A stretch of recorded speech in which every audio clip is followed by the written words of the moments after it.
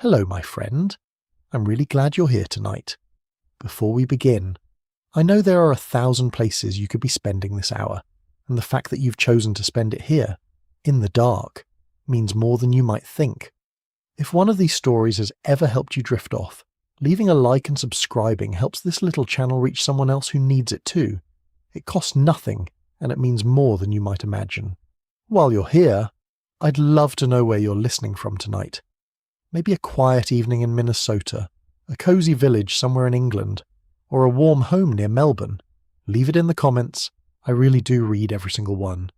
All right, love, let's get you settled. Dim the lights, or turn them off if you're feeling brave tonight.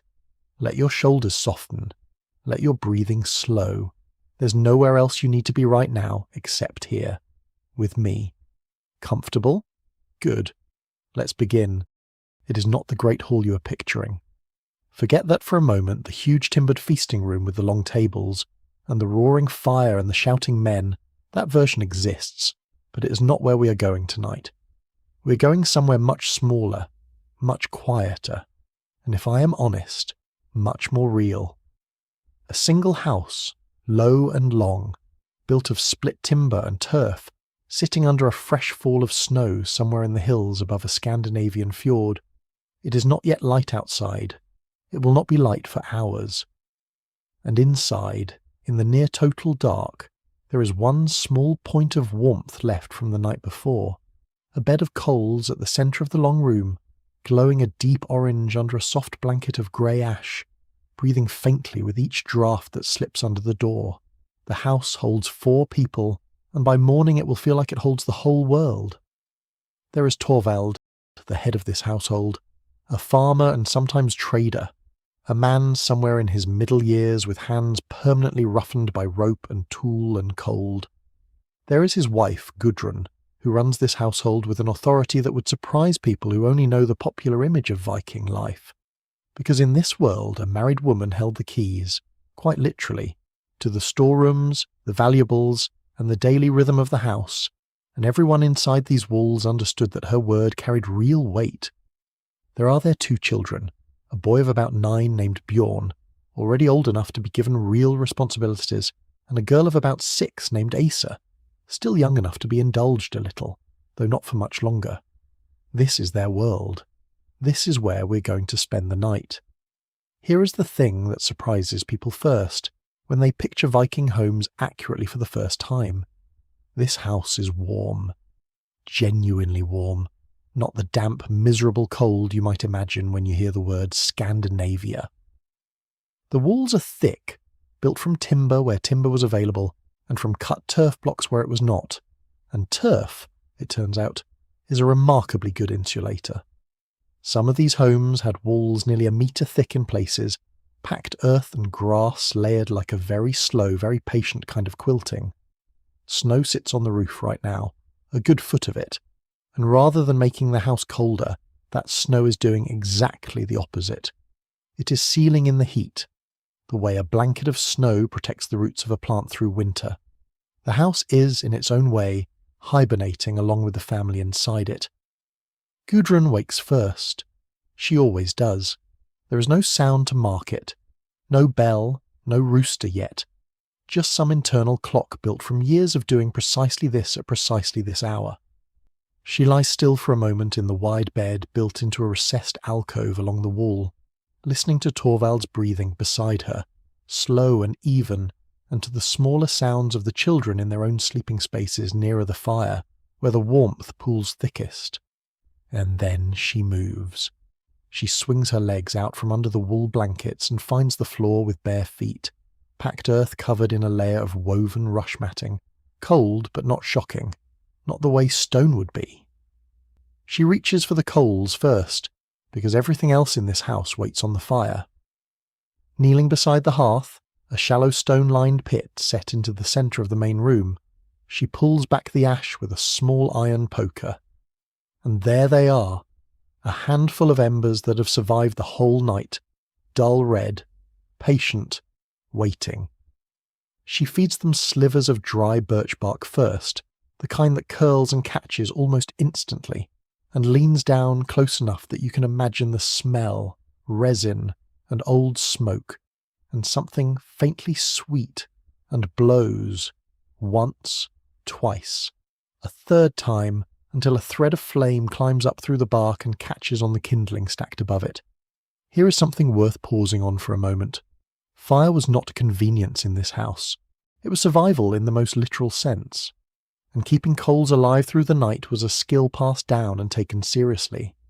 Because starting a fire from nothing, using a fire steel struck against flint, or a bow drill worked by hand, could take real time and real effort in the cold hours before dawn.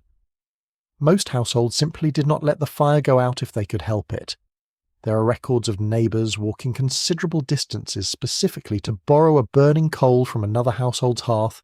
when their own had died overnight, carried carefully in a clay pot or a metal container, a small ember making its journey through the snow from one home to another. Fire, in a very real sense, was something you shared. The flames catch properly now, climbing into the split wood Gudrun stacked there the evening before, and the room begins to change almost immediately. Not just warmer, though it is that too, but lighter, the orange glow reaching up into the blackened roof beams and throwing long moving shadows across the walls. Smoke rises and drifts toward a gap left in the roof structure, a hole that serves as a kind of primitive chimney, though a good deal of smoke lingers in the upper reaches of the room regardless, which is precisely why the roof beams above are stained a deep permanent black, and why, if you looked closely, you would see strips of fish and meat hanging up there too, curing slowly in that same smoke, using the fire's byproduct as a second, quieter kind of work. Bjorn stirs first among the children. He sleeps nearer the fire than his sister, on a raised wooden platform along the wall, and the light and warmth reach him before anything else does. He does not sit up right away. He lies there a moment with his eyes half open, watching his mother's silhouette move against the growing firelight, and there is something almost ceremonial about watching this every morning, though he would never describe it that way himself. He is 9. He has chores waiting for him, and he knows it. And there is a kind of quiet dread and quiet pride tangled together in that knowledge, the particular feeling of a child who has been trusted with real responsibility and has not yet decided whether he likes it. Asa is harder to wake. She is burrowed so deep into the wool that only a portion of dark hair is visible against the straw-filled pillow, and Gudrun, moving past on her way to check the food stores, reaches down and presses a hand gently against the shape of her daughter's shoulder through the blanket. Not a shake, just a touch and a low word, and Asa makes a small complaining sound and pulls the blanket tighter, and Gudrun lets her have another few minutes, because 6 years old does not need to rise with the household quite yet, not on a morning this cold.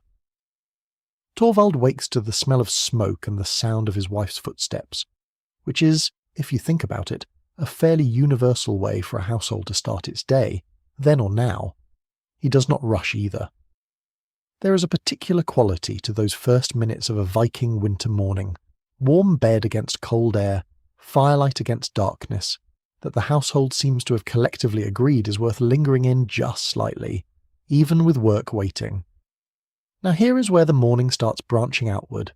because a household like this one was never doing just one thing at a time.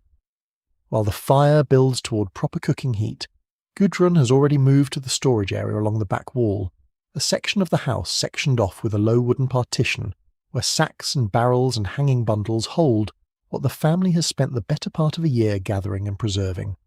She runs a practiced hand over a sack of dried grain, checking its weight,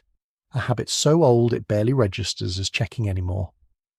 Winter stores were the difference between a comfortable season and a desperate one,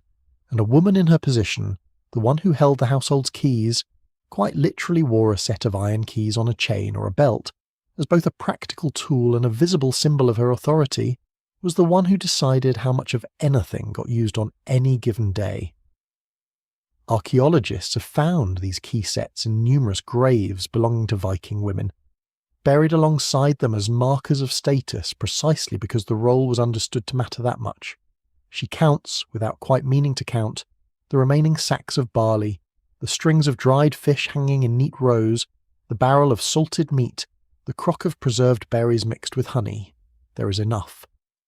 There is, she thinks, more than enough if the winter behaves itself, though winters in this part of the world rarely behave themselves for long, and some small permanent part of her mind is always doing this arithmetic, always checking,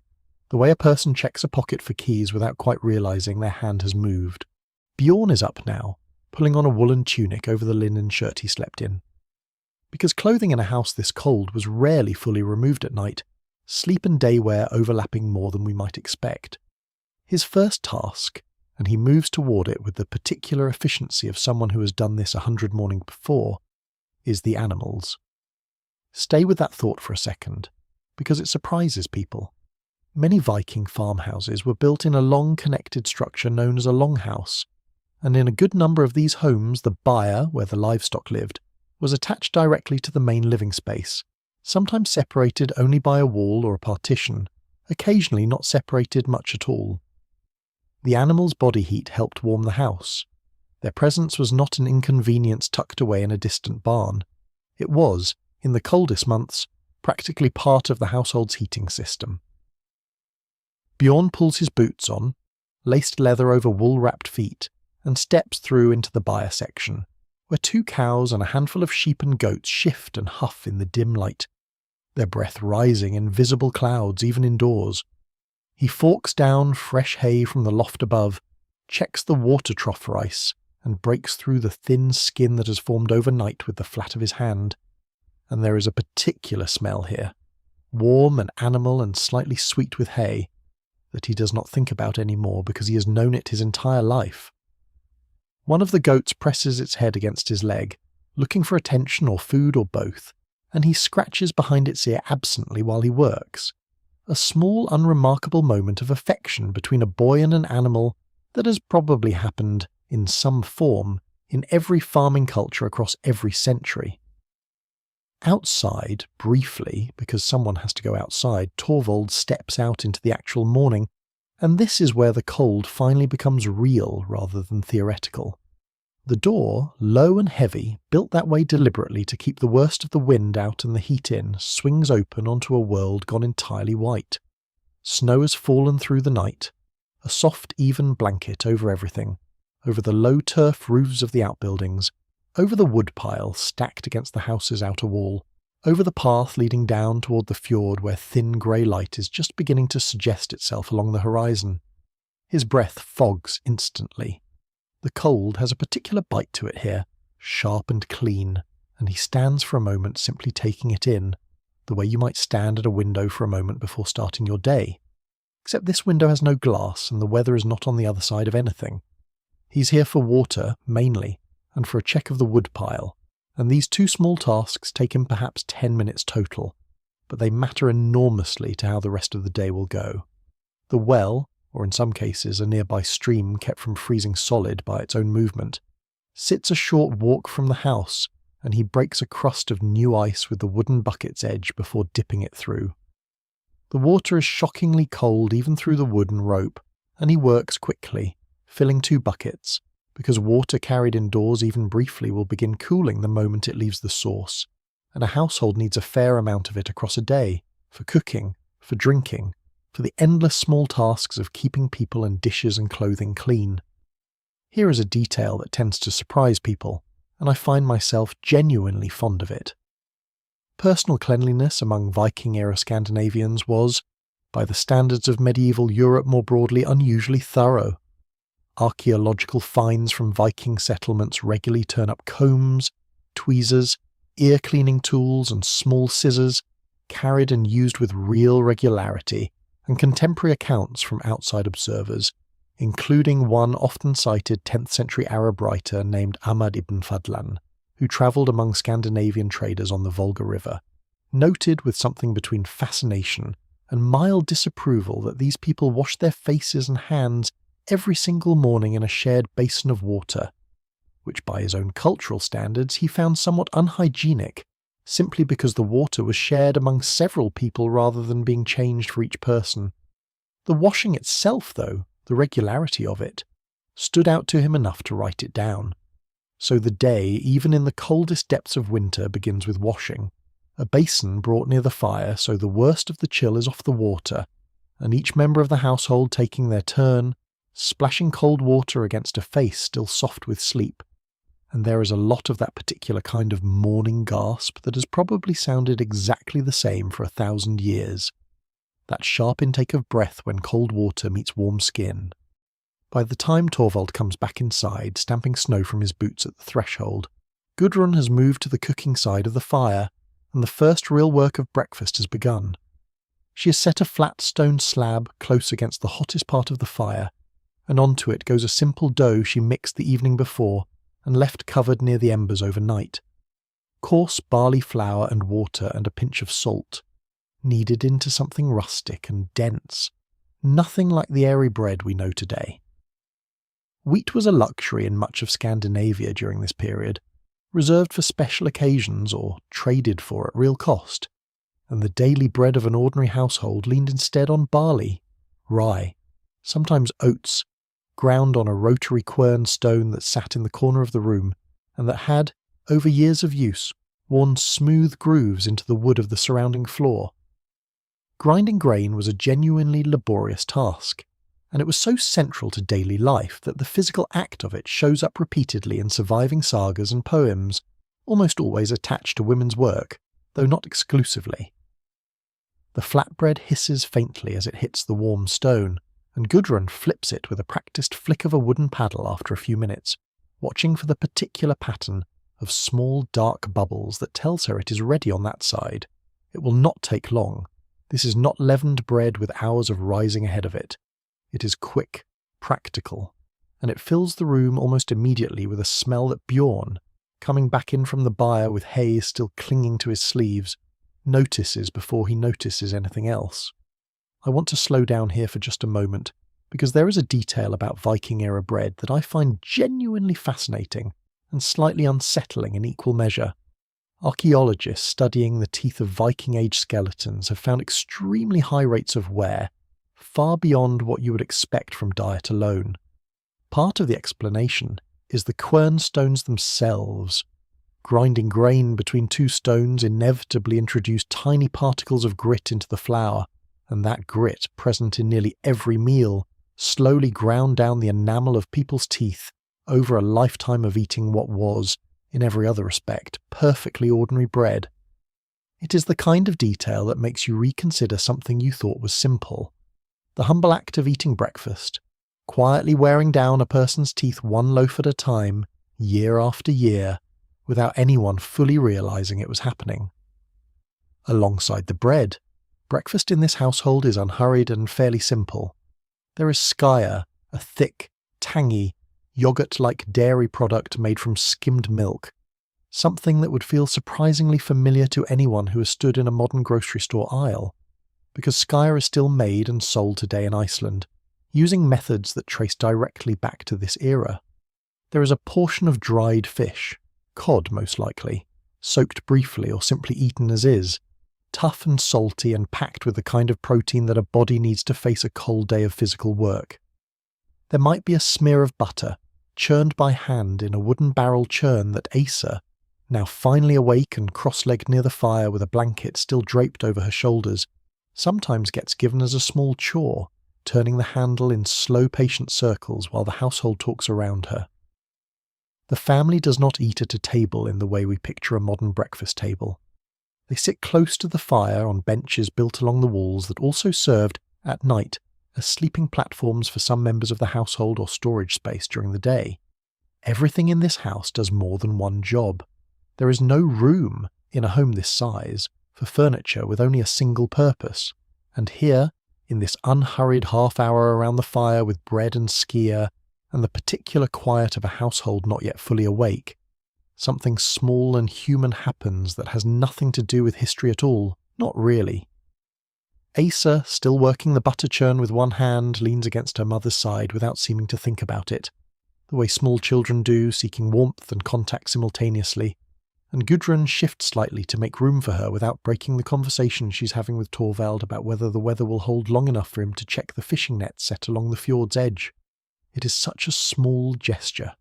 It probably happened exactly like this, in some version, every single morning of this child's life, and none of it made it into any saga, because sagas were interested in feuds and voyages and famous deaths, not in a girl leaning sleepily against her mother while butter churned in a wooden barrel.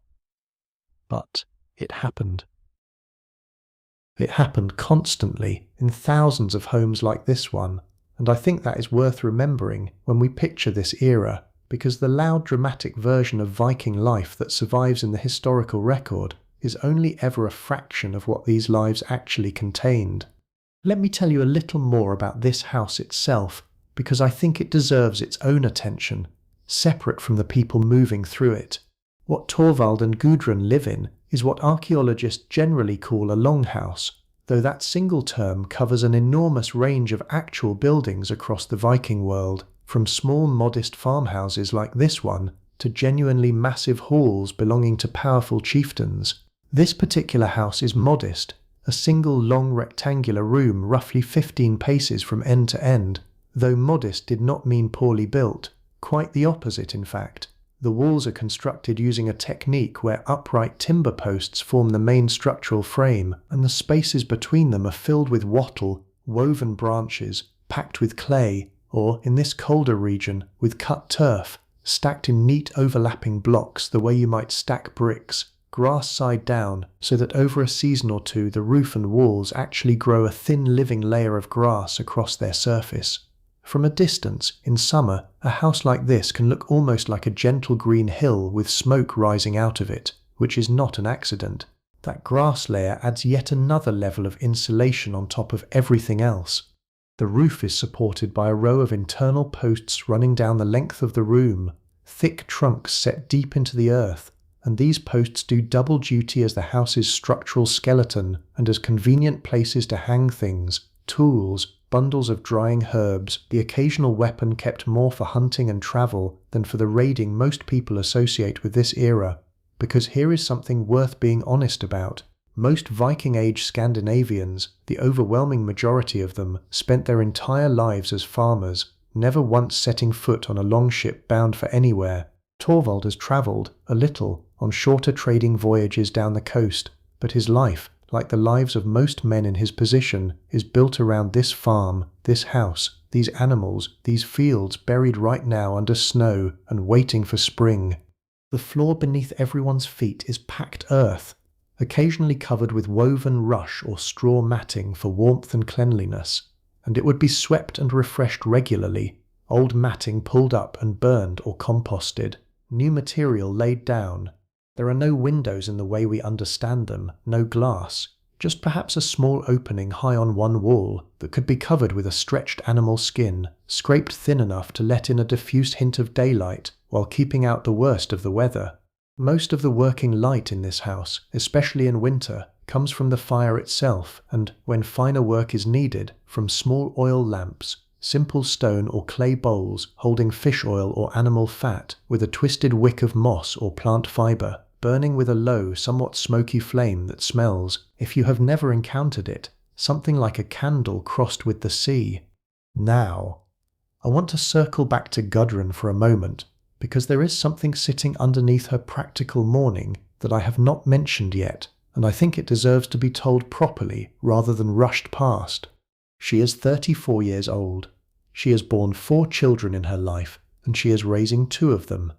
The other 2 did not survive infancy, one lost within days of birth nearly a decade ago, another lost to a fever the following winter, and this is not a detail I am including to darken the story. I promise you that is not the intent here, but rather because it would be dishonest to describe this woman's inner life without acknowledging that it sits somewhere inside her, quietly, the way grief like that tends to sit in a person permanently, present but not always at the surface. Infant and childhood mortality in this era was, by modern standards, devastatingly common, a reality that touched nearly every family regardless of wealth or status, and Gudrun's private hope, the thing she thinks about on cold mornings like this one, while her living children eat breakfast safely by the fire, is simply that Bjorn and Asa continue to be well, that the winter passes without illness finding its way into this house. It is not a dramatic fear, it does not announce itself. It simply sits underneath the ordinary tasks of her day, the flour, the fire, the counting of stores, a low constant hum of watchfulness, that she has learnt to carry without letting it show on her face, because a household runs better, she has found, when its centre remains calm.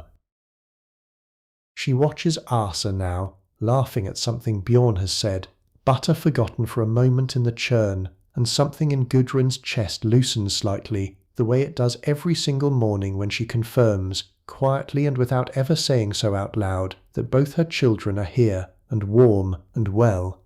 The light outside is shifted now from the deep blue-black of true night into something softer, a pale grey that will not properly become morning for a while yet, this far north and this deep into winter. But breakfast is finished, the bowls are set aside to be washed later, and the household settles into the working rhythm of the day. And here is where I want to bring you closer to something that occupied an enormous amount of a Viking woman's time, so much time in fact, that some historians have argued it may have been the single most economically important activity happening inside homes like this one across the entire Viking world: textile production.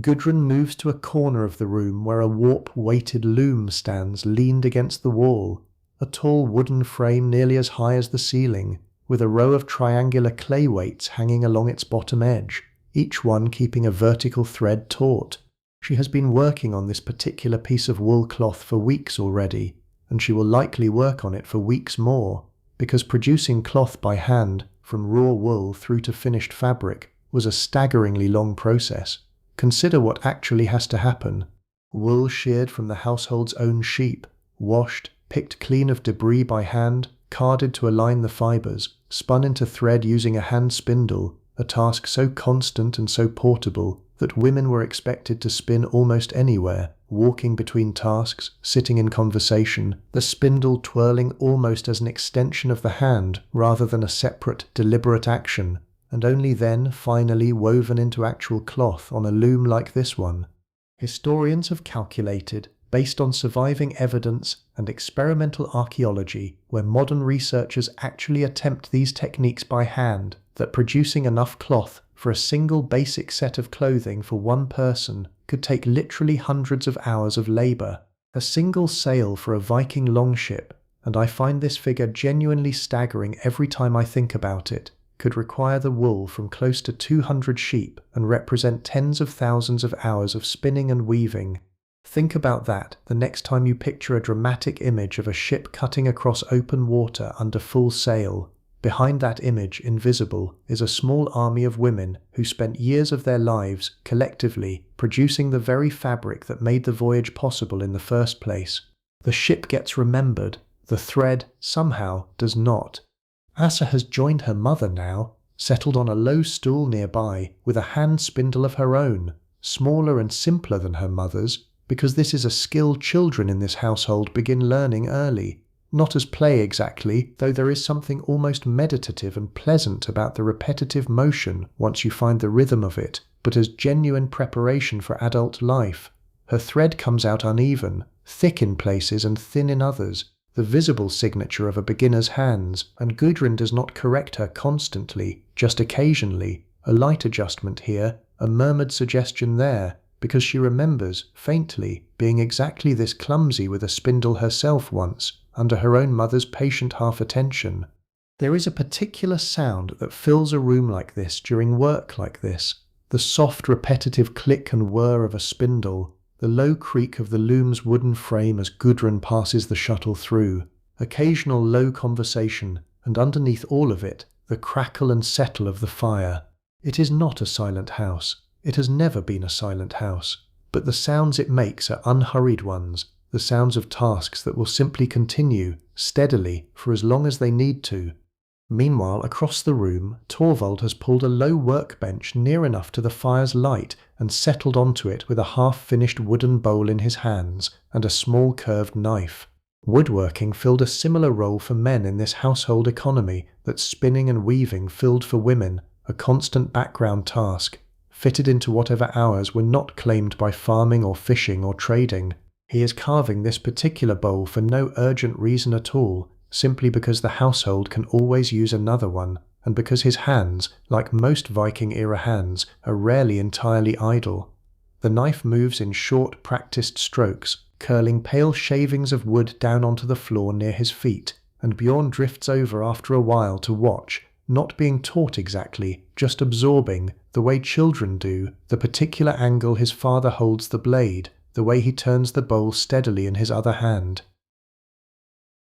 Wood carving in this era was not merely functional either, though function mattered enormously. Surviving artifacts from Viking settlements, chair legs, bedposts, wagon panels, even simple household tools, are frequently decorated with intricate interlocking patterns, animals rendered in flowing, almost impossibly detailed knotwork. Beauty and usefulness were not treated as separate categories the way we sometimes treat them today. A bowl could be both a bowl and a small work of art made by the same hands in the same unhurried hour beside the same fire. Bjorn does not spend the whole morning at his father's side, though. There is a particular restlessness in 9-year-old boys that has probably not changed much across 1,000 years, and after a while he wanders, with his mother's half-distracted permission, out toward where a few other children from a neighboring farm, close enough to reach on foot even in snow, have gathered near a frozen bend in the small stream that feeds down toward the fjord. This is worth pausing on, because childhood in the Viking world, contrary to how grimly we sometimes imagine pre-modern childhoods, genuinely included play, real unstructured play, alongside the very real responsibilities children were expected to shoulder. There is a game something like a simple form of ice skating happening on the frozen stream, using flattened animal bones, usually from horses or cattle, strapped or tied to the bottom of a leather shoe or boot, and pushed along the ice with a pole in each hand, rather than with the gliding stride we associate with modern skating. Archaeologists have recovered thousands of these bone skates from sites across Scandinavia and beyond, worn smooth and polished on their undersides from exactly this kind of repeated use, and they were, apparently genuinely popular, used by children and adults alike for both practical winter travel and simple recreation. Bjorn is not particularly graceful at it, wobbling and catching himself with the pole more often than actually gliding, but he is laughing, and one of the other boys falls flat with a startled shout that sends the whole small group into helpless giggling, and for a few minutes this stops being a lesson in anything at all and simply becomes what it is, children being loud and cold and happy on a winter morning. There were other games too, worth knowing about even briefly. A board game called Henafetaful, sometimes translated loosely as King's Table, was widespread across the Viking world, a strategy game played on a checkered board with one player's pieces defending a central king figure while the other player's pieces attempt to surround and capture him, and versions of the board and its carved wooden or bone pieces have been found from Ireland all the way to sites deep in Russia, suggesting it travelled everywhere Scandinavian traders and settlers did. Bjorn has a set of his own at home, carved by his father from scraps of the same wood that becomes bowls and spoons, and on evenings when the weather keeps everyone indoors, it comes down from its shelf. Back inside, while Bjorn is out on the ice, Asa has set her spindle aside for the moment, her small hands cold and a little cramped, and Gudrun, noticing without seeming to notice, suggests she go check on something rather than simply sending her back to work, which is its own small kindness disguised as a task. Asa's job, self-appointed as much as assigned, involves the smoked and drying food hanging from the roof beams above the fire, checking that nothing has fallen, that the smoke is doing its slow work evenly across the strips of fish and mutton suspended up there. She is not tall enough to reach any of it herself, but she has appointed herself the household's inspector regardless, tilting her head back and squinting up into the dim, smoky upper reaches of the room with an expression of exaggerated seriousness that makes her mother smile without Asa noticing. Preserving food for a winter this long and this cold was not optional. It was the entire foundation on which a household's survival rested, and this family, like most in this region, relied on several methods simultaneously, each suited to a different kind of food. Smoking, the method hanging directly overhead right now, worked well for fish and some meats, using the same fire that heats the house to slowly dry and flavor food over days or even weeks. Salting was another major method, and salt itself was a genuinely valuable commodity in this era, sometimes produced locally by boiling seawater down in large shallow pans until only the mineral remained, a slow, fuel-hungry process, and sometimes traded for from further afield. Fermentation and souring, the same basic principle behind skyr, was used for dairy and occasionally for fish as well, a technique that again has surprising staying power. There is a particular fermented fish product still eaten in parts of Scandinavia today, one that most outsiders find, to put it gently, extremely challenging, and its roots trace directly back to preservation methods not far removed from what this household practices. And there is a fourth method too, simple cold storage, using the winter itself as a kind of enormous natural freezer, certain foods buried in snowbanks or stored in cool underground pits dug near the house, the earth itself doing the work that a modern refrigerator does for us, without any thought at all. Gudrun's stores, the ones she checked so carefully at first light, are the product of an entire preceding year of this kind of layered, patient preservation, spring lambs and summer fish, and autumn's final harvest all converted, through smoke and salt and sour and cold, into a winter's worth of survival. Let me tell you about what this family is actually wearing, because the popular image, all fur and leather and horned helmets, is almost entirely wrong, and the reality is, I think, more interesting anyway. Torvald wears a simple linen shirt against his skin, and over it a wool tunic reaching to about mid-thigh, belted at the waist with a leather strap that also holds a small utility knife, the kind of everyday tool every adult carried constantly, for eating, for cutting rope, for 100 small tasks, not primarily for violence at all, though it could easily serve that purpose if needed. Wool trousers, cross-gartered below the knee with long strips of woven wool or leather binding wrapped from ankle to knee, both for warmth and to keep loose fabric from catching on brush or equipment while working. Over all of it, for outdoor work in weather like this morning's, a heavier wool cloak, fastened at the shoulder with a bronze pin known as a brooch, functional and, in Torvald's case, modestly decorated, nothing like the elaborate silver work worn by wealthier men, but not entirely plain either.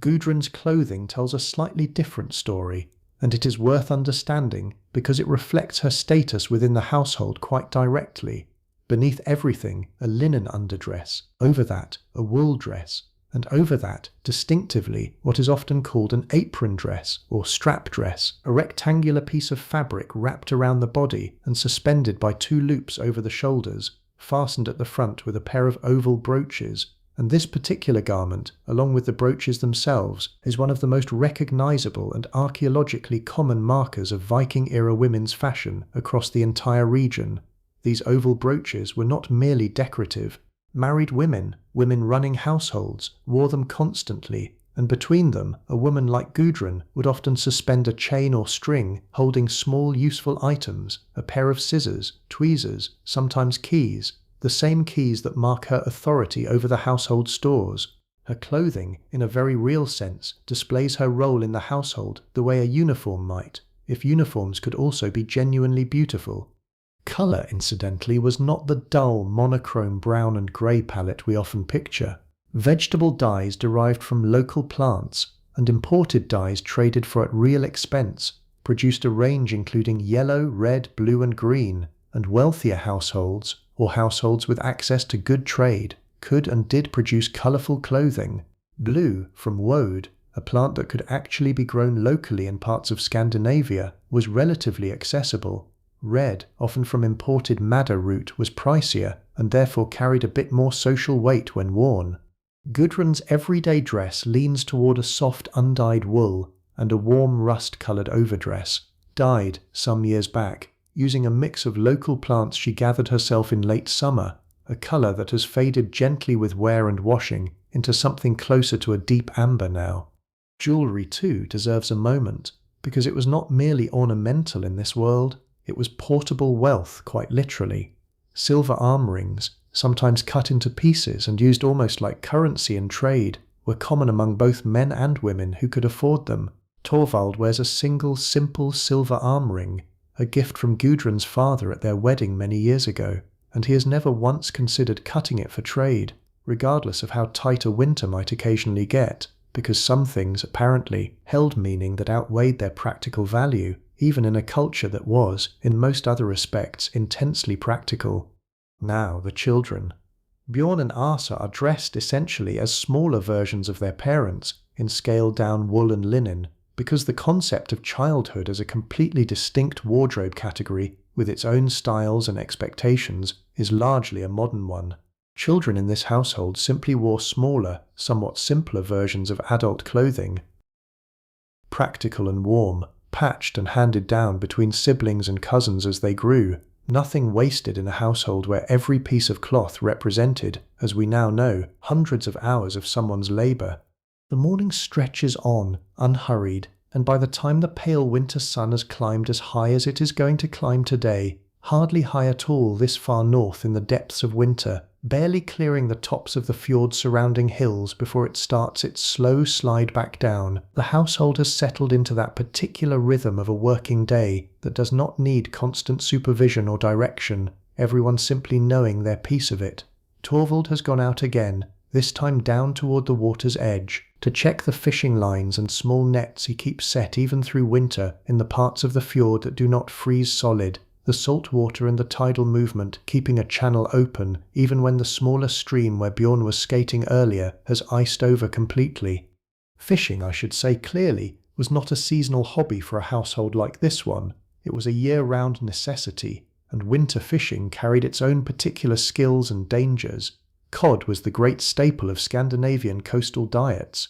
then and for centuries afterward, and Torvald's lines, baited the evening before, have brought in a modest catch this morning, 4 decent-sized fish, which he cleans right there at the water's edge with quick practiced strokes of his knife, tossing the guts back into the fjord for the gulls that have already gathered, hopeful and loud, along the shoreline rocks. 2 of the fish will go toward tonight's meal. The other 2 join the ongoing project of drying and preserving that never really stops in a household planning for another winter beyond this one. He straightens up from his work for a moment and looks out across the water, and there is a genuine quiet love in that look, not performed for anyone, simply a man taking a moment to actually see the place he has spent his whole life in. The fjord this morning is a deep slate grey, calm, with thin plates of ice forming and reforming at its edges where the current is weakest, and the hills rising on the far side are white with snow all the way down to the waterline, dark stands of pine breaking up the white in long uneven streaks. It is by any honest measure a genuinely beautiful place to live, even in the hardest months, and I think it is worth remembering that the people who lived here knew that too, that beauty was not something that required leisure or distance to appreciate, that a man gutting fish in the cold could still, in the same handful of minutes, notice the particular colour of the water and feel something close to gratitude about it. Back at the house, midday brings a lighter meal than breakfast, mostly leftover bread and a portion of hard cheese, eaten standing or seated briefly rather than as a formal gathering, because the working day is not paused for it so much as briefly interrupted. This is also, though, when a visitor arrives, and I want to spend a moment on this, because hospitality in the Viking world was not merely a nice social custom, it was something close to a moral and even a legal obligation, woven deeply into how this society understood itself. The visitor is a neighbouring farmer named Ketil, walking over from a farm perhaps 2 miles distant, close enough for regular contact, far enough that the visit is not entirely casual. He has come, ostensibly, to discuss a boundary marker between their 2 properties that the recent snow has made difficult to locate, a genuinely practical matter. But the conversation that follows once he is seated near the fire with a cup of something warm pressed into his hands almost before he has finished stamping the snow from his boots, ranges considerably further than property lines. This is worth understanding about this culture. A stranger or a traveller arriving at a farmstead had, under an unwritten but deeply respected code, a real claim to shelter, warmth and food, at least for a short stay, and refusing that hospitality without good cause was considered a genuine social failing, the kind of thing that could damage a household standing in the wider community for years. Surviving law codes from various parts of the Scandinavian world,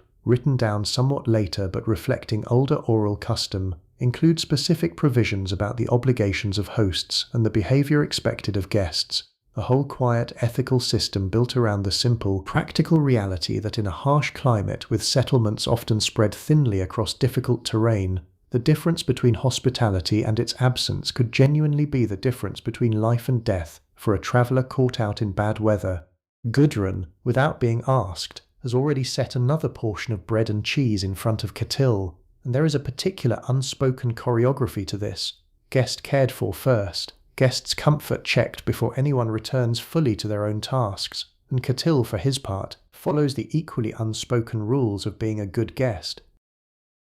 Not overstaying, offering news from his own farm and the wider area in a kind of informal exchange for the meal, because news itself, in a world without any faster way for information to travel, was its own form of currency, freely given and genuinely valued. Ketil mentions, among his news, that the midwinter festival at a somewhat larger farmstead down the fjord, belonging to a wealthier landholder who typically hosts such gatherings, will likely happen within the next 2 weeks once a break in the weather makes travel more reasonable. This is worth pausing on, because the winter calendar of a household like this one was not simply an endless grey stretch of survival and waiting. It was punctuated, deliberately and importantly, by celebration. The midwinter festival, sometimes referred to in later written sources by the term Jol, the root of our modern word Yule, was one of the most significant gatherings of the entire year, a multi-day event involving feasting, the sacrifice and shared consumption of livestock that had been raised specifically toward that purpose, toasts made and oaths sworn over cups of ale, and a level of community gathering that stood in deliberate, meaningful contrast to the isolation of ordinary winter life, where farms like Torvald's could go days or even weeks with minimal outside contact. Asa's face lights up at the mention of it, and she asks Ketil, with the particular bluntness of a 6-year-old, whether there will be honey cakes this year, and Ketil laughs and says he could not possibly say, that such matters are decided by people far more important than himself, and Asa accepts this with the serious nod of someone filing away genuinely useful information. Honey, worth noting, was the primary sweetener available in this world, sugar being essentially unknown in Scandinavia at this time, and it was valuable enough that honey cakes represented a genuine, memorable treat, not an everyday indulgence. Ketil does not stay terribly long, an hour or so, and when he leaves, Torvald walks partway back toward the boundary with him, less because the marker urgently needs resolving today, and more because the walk itself, the conversation continuing in the cold, clear air, is its own small pleasure, a break from the enclosed warmth of the house that both men, if pressed, would probably admit they welcome. The afternoon settles back into the same steady rhythm the morning held, though with its own subtle shift, the light outside beginning its long, slow decline toward the early winter dusk that will arrive, this far north, shockingly early by the standards of anyone living at lower latitudes. Gudrun returns to her loom. Bjorn, back from the ice and pleasantly worn out from it, is set to a task of mending, specifically repairing a section of fishing net that has torn, a skill that boys in fishing and farming households were expected to master early, sitting cross-legged near enough to his mother's loom that they fall into an easy intermittent conversation while their hands stay busy. I want to spend a moment here on something that does not get discussed nearly often enough when people picture Viking childhood, which is education, because it existed, robustly, just not in the form we would immediately recognize. There was no formal school, no building set aside for the purpose, no written curriculum in the way Bjorn or Asa's modern counterparts would understand the term. Literacy itself, in the runic alphabet used across the Scandinavian world at this time, was known to some but far from universal, more common among traders, certain craftspeople, and those with particular need of it, than as a broad general skill. But education in the sense of a child absorbing everything they would need to know to survive and thrive as an adult was constant, woven into every single hour of every single day. Bjorn is learning to mend nets right now, genuinely learning, his mother correcting his knots with brief, unhurried instruction between sentences of an entirely unrelated conversation about whether Ketil's news suggests an early spring or a late one. Asa, across the room, has gone back to her spindle, learning a skill that will, within another decade, become one of the central economic contributions she makes to whatever household she eventually joins or leads herself. And there was oral education too, formal in its own way, though it rarely felt like a lesson to the children receiving it. Stories, genealogies, practical knowledge about weather signs, about which plants were safe and which were dangerous, about the proper way to behave as a guest or a host, all of it passed down through told and retold narrative, through the kind of storytelling that this household, like most households across this world, would gather for properly once true evening arrived, and the day's physical labour had finally wound down.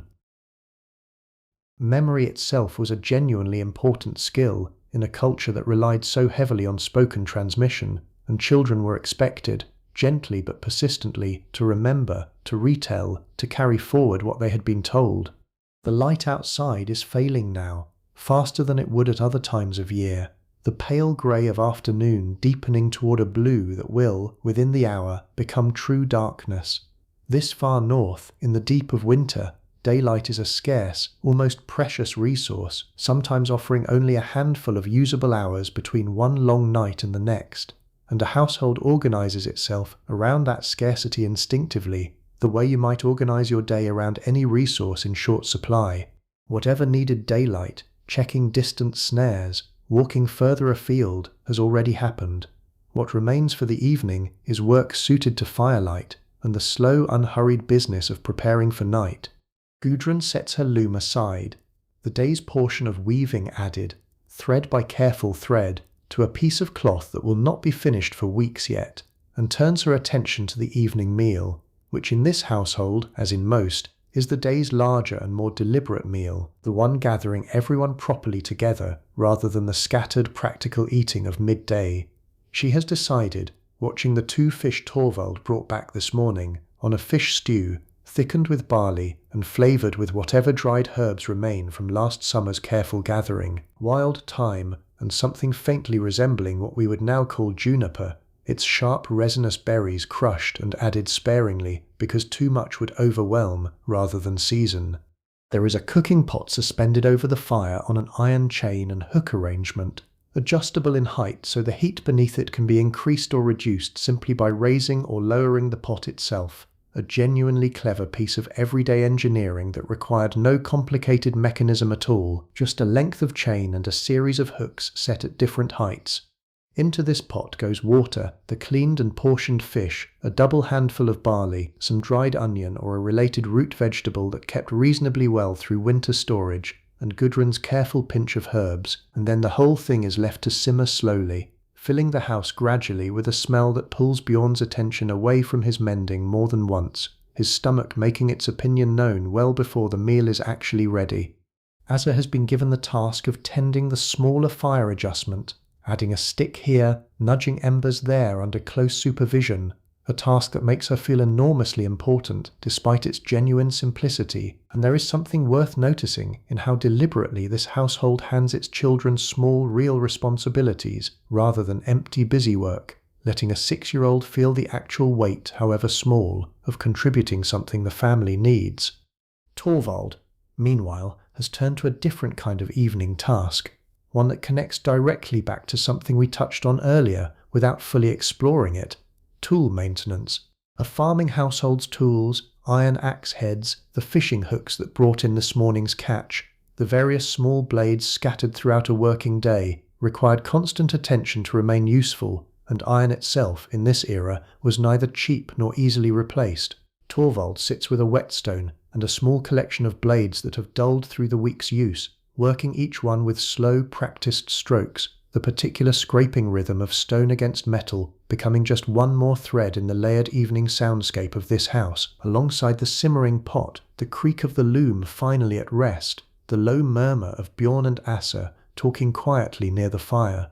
I find myself genuinely struck, thinking about evenings like this one, by how little of it would look dramatic to an outside observer, and how much of it nonetheless mattered enormously. There is no single event happening here worth recording in a saga. No voyage, no feud, no dramatic reversal of fortune. Just a family tending a fire, mending nets, sharpening blades, stirring a pot of fish stew, moving through the accumulated small competencies of an ordinary evening that, multiplied across thousands of similar households and thousands of similar evenings, actually constituted the overwhelming majority of what Viking Age life genuinely was. The stew needs time, and while it simmers, there is a brief quiet ritual that happens in this household most evenings, one that I think deserves its own moment of attention. Gudrun keeps in a small carved wooden box near her sleeping area a modest collection of personal items, a bone comb, a set of bronze tweezers,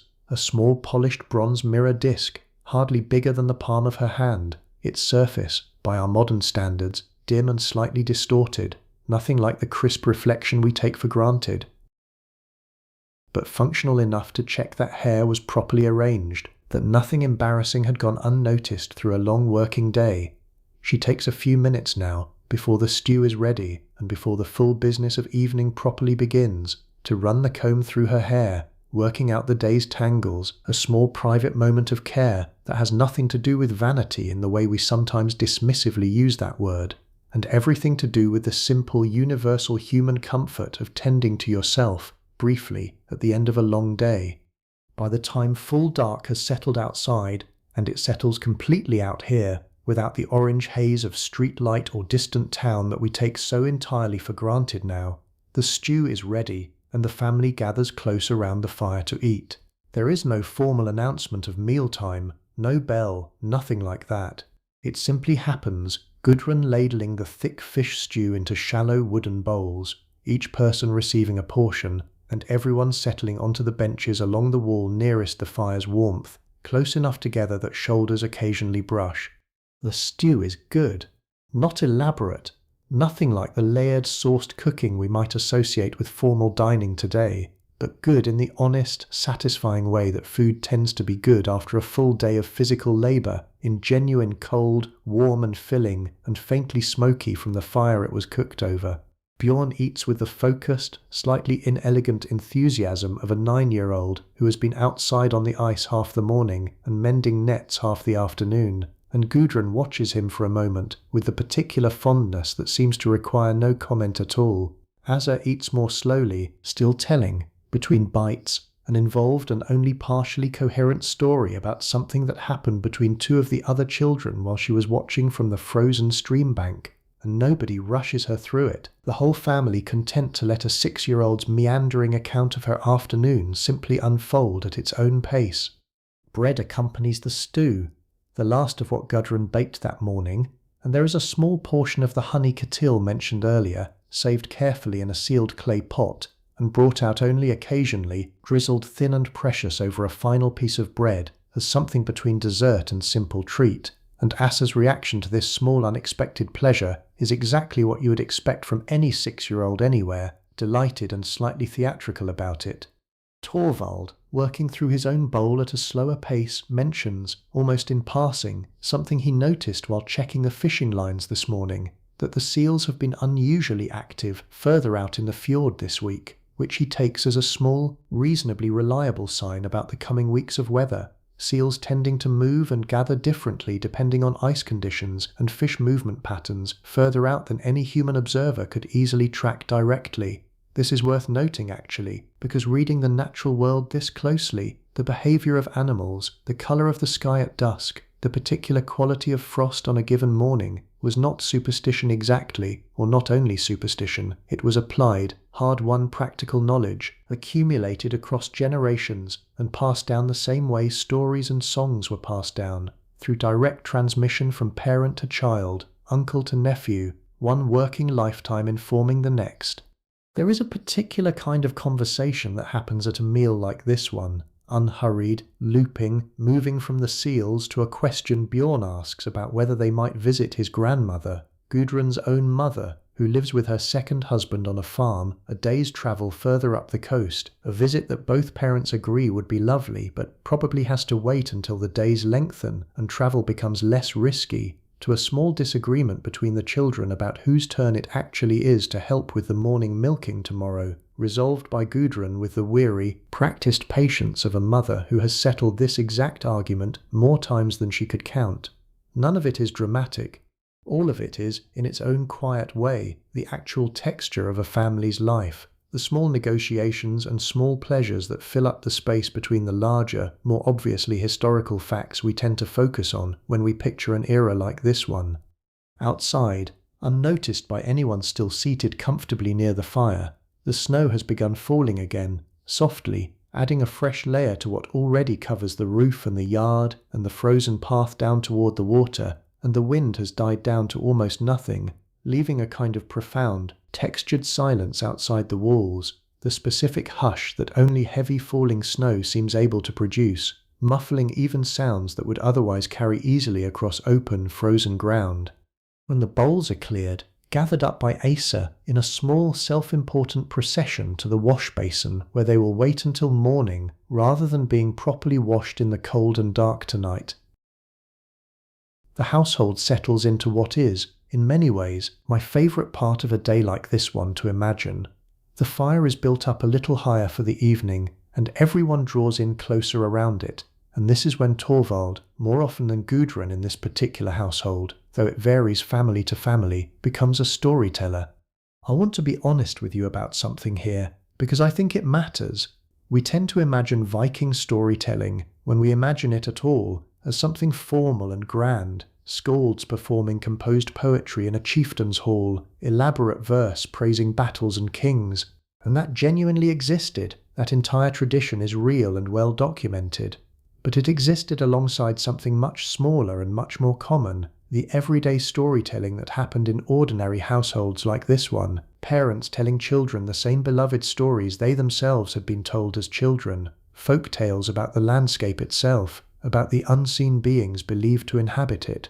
Tonight, at Asa's request, because she asks for this one often and Torvald rarely refuses her, he tells the story of the land spirits, the landvatir, believed in this culture to inhabit the hills, the streams, even certain distinctive rocks and trees across the landscape, unseen guardians of place who could bring good fortune to a household that treated them and their territory with proper respect, and misfortune to one that did not. It is not a frightening story, not in the way he tells it, more a kind of gentle explanation for why certain small customs exist, why Torvald always leaves a small offering, a bit of porridge or milk, at a particular flat stone near their property boundary each autumn, why a rock formation on a nearby hillside is left entirely undisturbed, despite being, by any practical measure, an excellent source of building stone.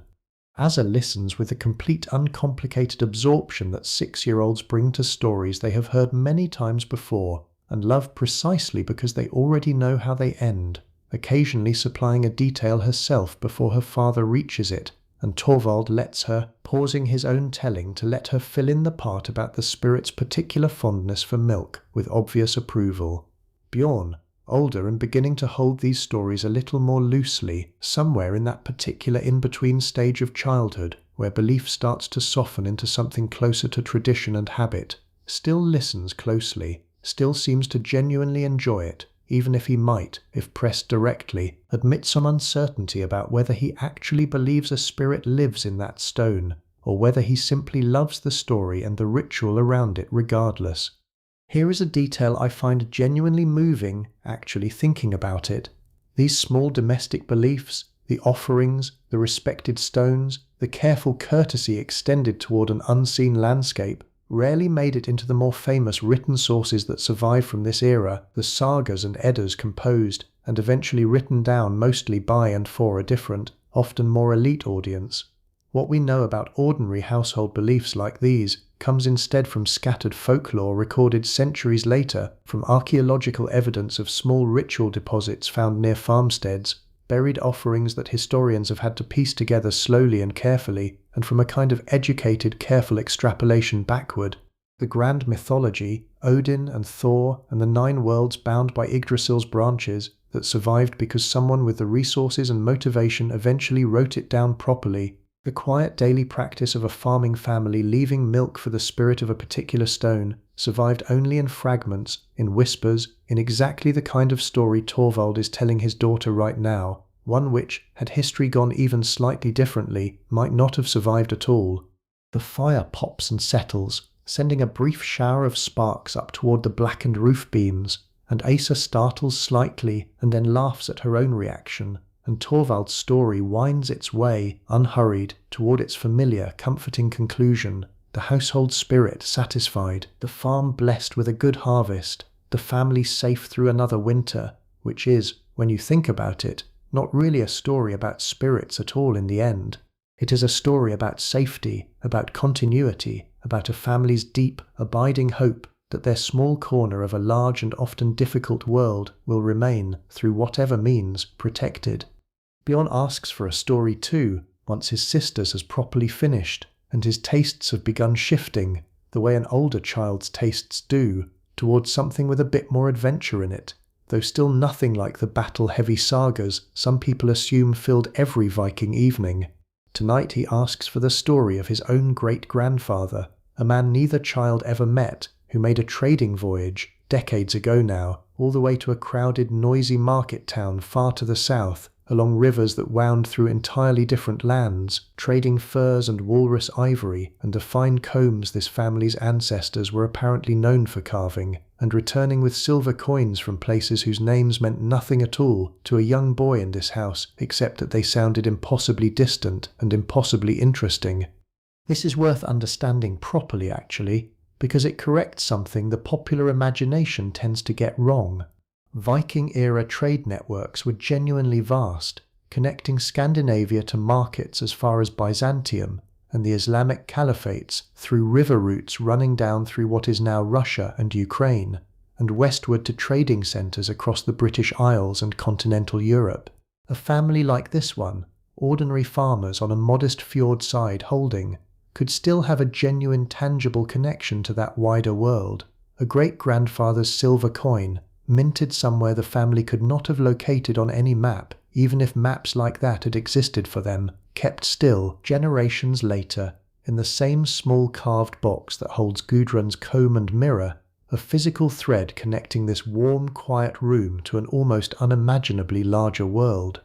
Torvald tells the story the way it was told to him, with the same small embellishments and the same familiar pauses, the great-grandfather's ship caught briefly in a sudden storm and finding shelter, through nothing but luck and good seamanship, in a hidden cove that saved the entire crew, a story that has, Torvald privately suspects, though he would never say so to his children, probably grown somewhat more dramatic with each retelling across the intervening decades, the way family stories tend to do, small kernels of genuine fact wrapped in layer after layer of loving, unreliable elaboration. The evening has grown properly late now by the standards of this household, though by our own modern clocks it would likely still be fairly early, and Gudrun rises to attend to one final task before the true settling into night begins, checking the state of the ale. Brewing was, like so much else in this household's economy, a task that fell primarily to women, and Gudrun keeps a modest wooden vessel of ale fermenting in a corner of the storage area, made from malted barley and flavoured, in the absence of hops, which would not become common in Scandinavian brewing until considerably later, with a mix of herbs including in her particular recipe a bit of the same wild thyme that seasoned tonight's stew. Ale was not in this world primarily an intoxicant reserved for celebration, though it genuinely served that purpose too at gatherings like the coming Midwinter Festival. It was also, quite practically, a safer everyday drink than water in many circumstances, the fermentation process reducing certain risks that untreated water carried,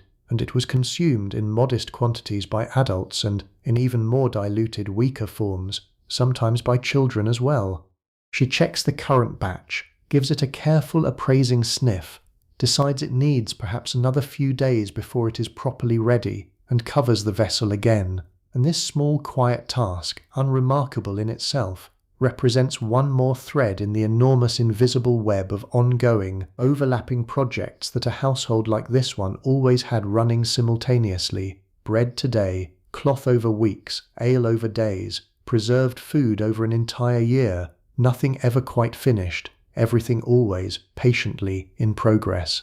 There is a bathhouse attached loosely to this farmstead too, a small separate structure a short walk from the main house, and I think it deserves its own mention because it complicates, in a genuinely satisfying way, the popular image of Vikings as unwashed and rough. This particular household bathes properly, with heat and steam rather than simply cold water splashed from a basin, on a semi-regular schedule, and there is actually a wonderful linguistic fossil that survives from exactly this custom. In several modern Scandinavian languages, the word for Saturday, lagadagur in Icelandic, lordag in Norwegian and Danish, literally translates to something like washing day or bathing day, a naming convention that traces directly back to this era when Saturday was, across much of the Scandinavian world, the customary day for a proper, thorough bath. Tonight is not bath night specifically, that fell 2 days ago in this household's particular rhythm, but the small bathhouse still gets a passing mention as Torvald banks the fire slightly higher for the night ahead. Gudrun, noting that the stack of dry wood set aside for heating the bathhouse stones is running lower than she would like, another small item added to the household's ongoing, ever-shifting list of things that need attention before they become actual problems. The bathhouse itself operates on a principle that will feel immediately familiar to anyone who has experienced a modern sauna. Stones heated over a fire until they hold tremendous stored heat, then water splashed across them to produce a thick, enveloping steam, the whole small structure becoming, for the duration of a bath, almost unbearably hot by the standards of everyday winter life, followed, for the hardier members of the household, by a bracing plunge into snow or cold water immediately afterward, a practice that Torvald swears by and that Gudrun, more sensibly in her own private opinion, participates in rather less enthusiastically. Now, as the fire settles and the house begins its slow transition toward full night, I want to draw your attention outside for just a moment, because there is something happening above this small warm house that the family inside rarely stops to properly notice, simply because it is so entirely ordinary to them, and that is the sky itself. Clear nights this far north, especially in the depths of winter, offer a view of stars that most of us, living now beneath the permanent orange wash of artificial light, can barely imagine, a genuinely overwhelming density of visible stars stretching from horizon to horizon, and on certain nights, when conditions align just right, something even more remarkable, ribbons and curtains of pale green and sometimes faint red light moving slowly across the northern sky, what we now call the aurora borealis. Tonight the sky is mostly obscured by the falling snow and the low cloud cover that came with it, no aurora visible, just the soft, diffused glow of an overcast winter night. But on clear nights, this household, like most in this part of the world, would have had genuine, direct, repeated exposure to a phenomenon that later cultures would travel great distances and pay considerable sums simply to glimpse briefly. There are recorded folk beliefs from across the Scandinavian world associating these lights with various explanations, reflections off the shields or armor of fallen warriors in some traditions, though that particular association tends to get overstated in popular retellings. Other folk explanations connecting the lights to fish swimming in some vast celestial sea, or to the spirits of unmarried women dancing. Whatever explanation a given household favoured, and explanations genuinely varied by region and family, the lights themselves were a familiar, if never quite ordinary, feature of the long winter sky, something beautiful that this family, on the right night, might have stepped outside together simply to watch, standing close in the cold, breath fogging, necks craned back, entirely unhurried, because where else, after all, would they need to be? Torvald steps outside once more before the household properly settles for the night, a final check that has less to do with any specific task and more to do with the quiet habit of a man making sure his small domain is secure before he allows himself to rest. He stands for a moment in the falling snow, looking back at his own house from the outside, and there is something worth sitting with in that image, the low turf roof nearly invisible now under its fresh white covering, the single thread of smoke rising from the roof opening and dispersing almost immediately into the dark, and, most of all, the warm orange light leaking out around the edges of the door and through the small skin-covered window opening, the only visible sign, from out here in the enormous cold dark, that this particular patch of the world holds anything warm or alive at all. It strikes him, not for the first time, though never in words he would think to say aloud, how small this house actually is against the size of the winter surrounding it, and how completely, entirely sufficient that smallness feels from the inside. There is a version of this same thought that has probably occurred to nearly every person who has ever stood outside a warm home on a cold night and looked back at it, a specific, universal kind of gratitude that does not require grand language to be genuinely felt. He thinks, standing there, about the year ahead, the way a farmer's mind naturally drifts forward even in the depths of winter, toward the work that this snow is currently concealing and delaying but not preventing. In perhaps 2 months, once the days have lengthened enough and the worst of the deep cold has broken, the real work of spring will begin, turning the earth in the fields that lie somewhere beneath this snow right now, sowing barley and oats, tending the ewes through lambing season, a period of intense, exhausting, essential labor that this family, like every farming family across this world, simply understood as the price of the relative ease of a winter like tonight, a fire tended and stories told, because a year's worth of stored, preserved, carefully rationed food made an evening like this one possible. Summer, when it comes, will bring its own demands. Longer daylight allowing for longer working hours, haymaking to secure fodder for the animals through the following winter, an endless cycle that this family has lived their entire lives inside, and that connects them, in a very direct and practical way, backward through countless generations of ancestors who worked this same land, or land very much like it, through the same seasonal rhythm. There will be a trip, likely in late summer, to a coastal trading site not terribly far from here, a seasonal gathering point, where farmers and craftspeople and the occasional travelling merchant convene for a few weeks each year to exchange goods, Torvald trading surplus grain, or a portion of preserved fish for things this farm cannot produce itself, iron for tools, a bit of that precious salt, perhaps, if the trading goes well, a small luxury for Gudrun or the children, a length of dyed cloth, a carved trinket, nothing extravagant, but something. Autumn will bring harvest, the frantic, essential work of bringing in the year's grain before weather turns against it, and the slaughter of livestock that cannot be sustained through another winter, the meat salted and smoked into precisely the kind of stores Gudrun checked so carefully this very morning, the whole cycle beginning again exactly where it started, at this same fire, on some future winter morning not so different from today.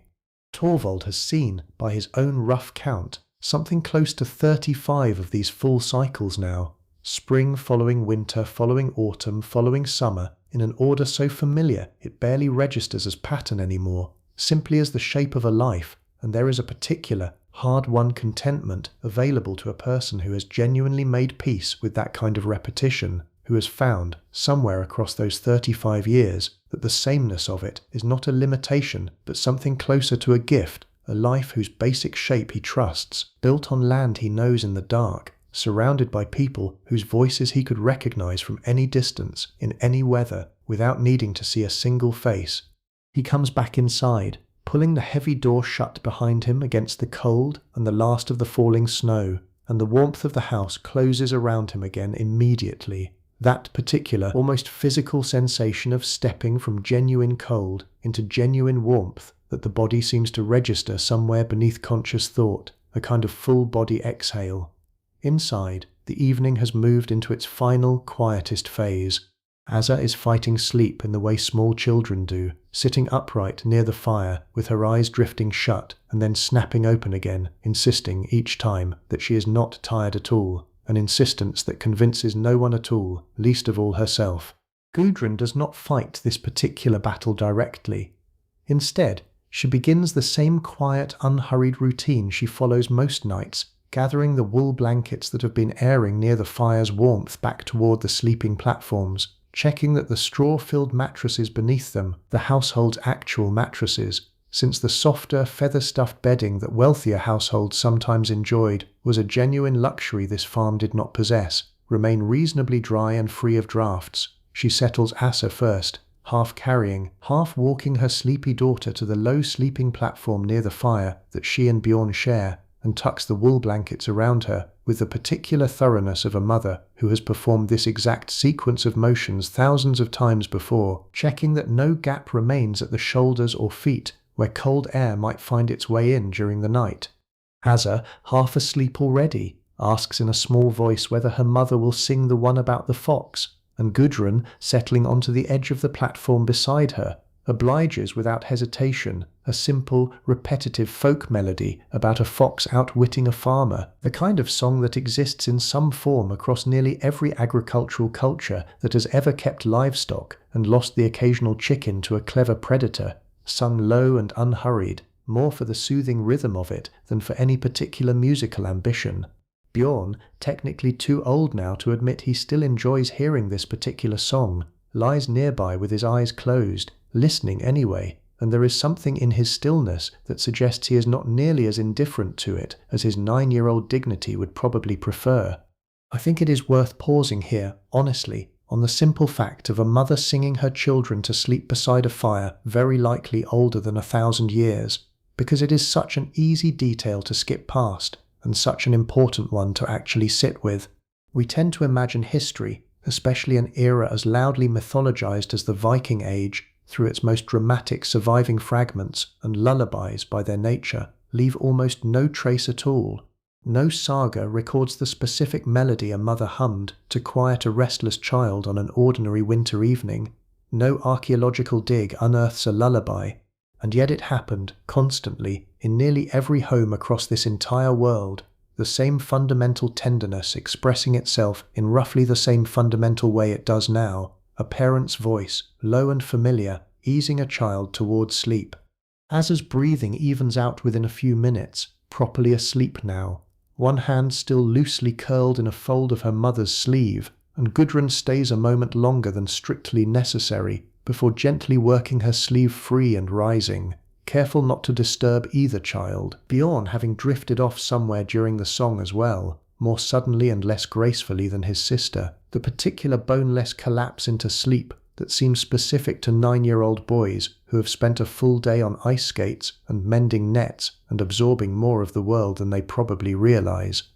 With the children settled, the house enters a different register entirely, quieter still, and Torvald and Gudrun find themselves, as they do most nights around this hour, with a small stretch of time that belongs to no one and nothing but themselves. It is not much, perhaps half an hour before they too will need to think about sleep, but it is theirs, and there is a particular value to that small pocket of shared, unclaimed time that I suspect any long-married couple, in any century, would recognize immediately. Gudrun brings the wooden box down from its shelf, the same one holding her comb and mirror, and tucked at the bottom that single silver coin from a great-grandfather's voyage decades before either of them was born, and she and Torvald sit together near the banked fire, not doing much of anything in particular, simply present in the same warm quiet, occasionally speaking, more often not. She mentions at one point, apropos of very little, that she thinks Asa is finally starting to spin a properly even thread,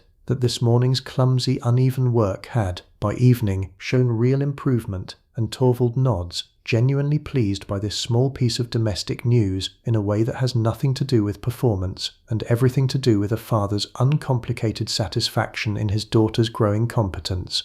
There is a comfort in a marriage like this one that does not require constant conversation to sustain itself, built instead across years of exactly this kind of shared, quiet evening, two people who know each other's rhythms well enough to sit comfortably inside long silences without either one feeling any need to fill them. Torvald reaches over at one point and rests his hand briefly against Gudrun's, and neither of them remarks on it, and the gesture passes as unremarkably as it arrived, which is, in its own way, exactly the point. Before they finally give in to sleep themselves, there is one more task, small but genuinely important, the last task of nearly every single night in a house like this one, banking the fire. Torvald tends to this himself most nights, though either of them could do it competently, and it is a careful, practiced process, not simply letting the flames die, but deliberately managing the coals to ensure they survive through the long hours until Gudrun rises again before dawn to revive them. He rakes the glowing embers into a compact pile at the center of the hearth, then covers them carefully with a layer of ash, thick enough to slow their burning dramatically without smothering them entirely, a technique sometimes called smurring in later folk tradition, one practiced with real, careful skill, because getting it wrong in either direction, too much ash and the fire dies completely overnight, too little and it burns through the household's wood supply far faster than intended, could mean real hardship. He works by the fire's own fading light,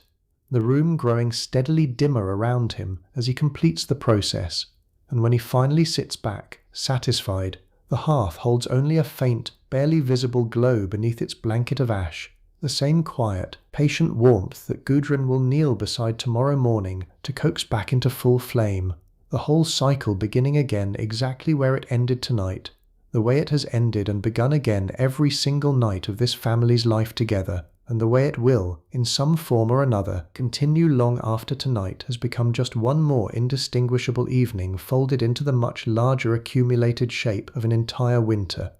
Gudrun and Torvald make their own way to sleep shortly after, settling into the recessed bed alcove built into the wall, itself layered with wool and, underneath everything, a mattress stuffed with dried grass and straw, refreshed each autumn with the new season's cutting. The space is small, intimate, curtained on one side with a length of coarse wool cloth that offers a token measure of privacy within a house that otherwise holds very little of it, and they settle into the particular, wordless comfort of two bodies that have shared this same narrow space for well over a decade, finding the familiar shape of each other in the dark without needing to think about it.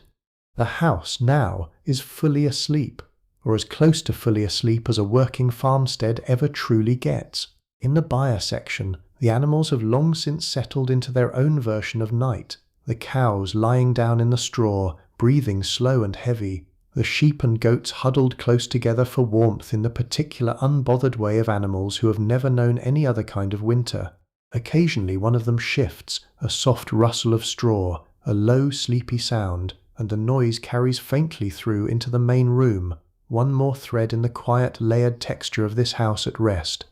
Outside, the snow continues falling, softer now than it was earlier in the evening, and it has been falling long enough that the world beyond these walls has taken on that particular hushed, muffled quality that heavy snowfall produces, every sharp edge softened, every sound absorbed, almost before it can properly form.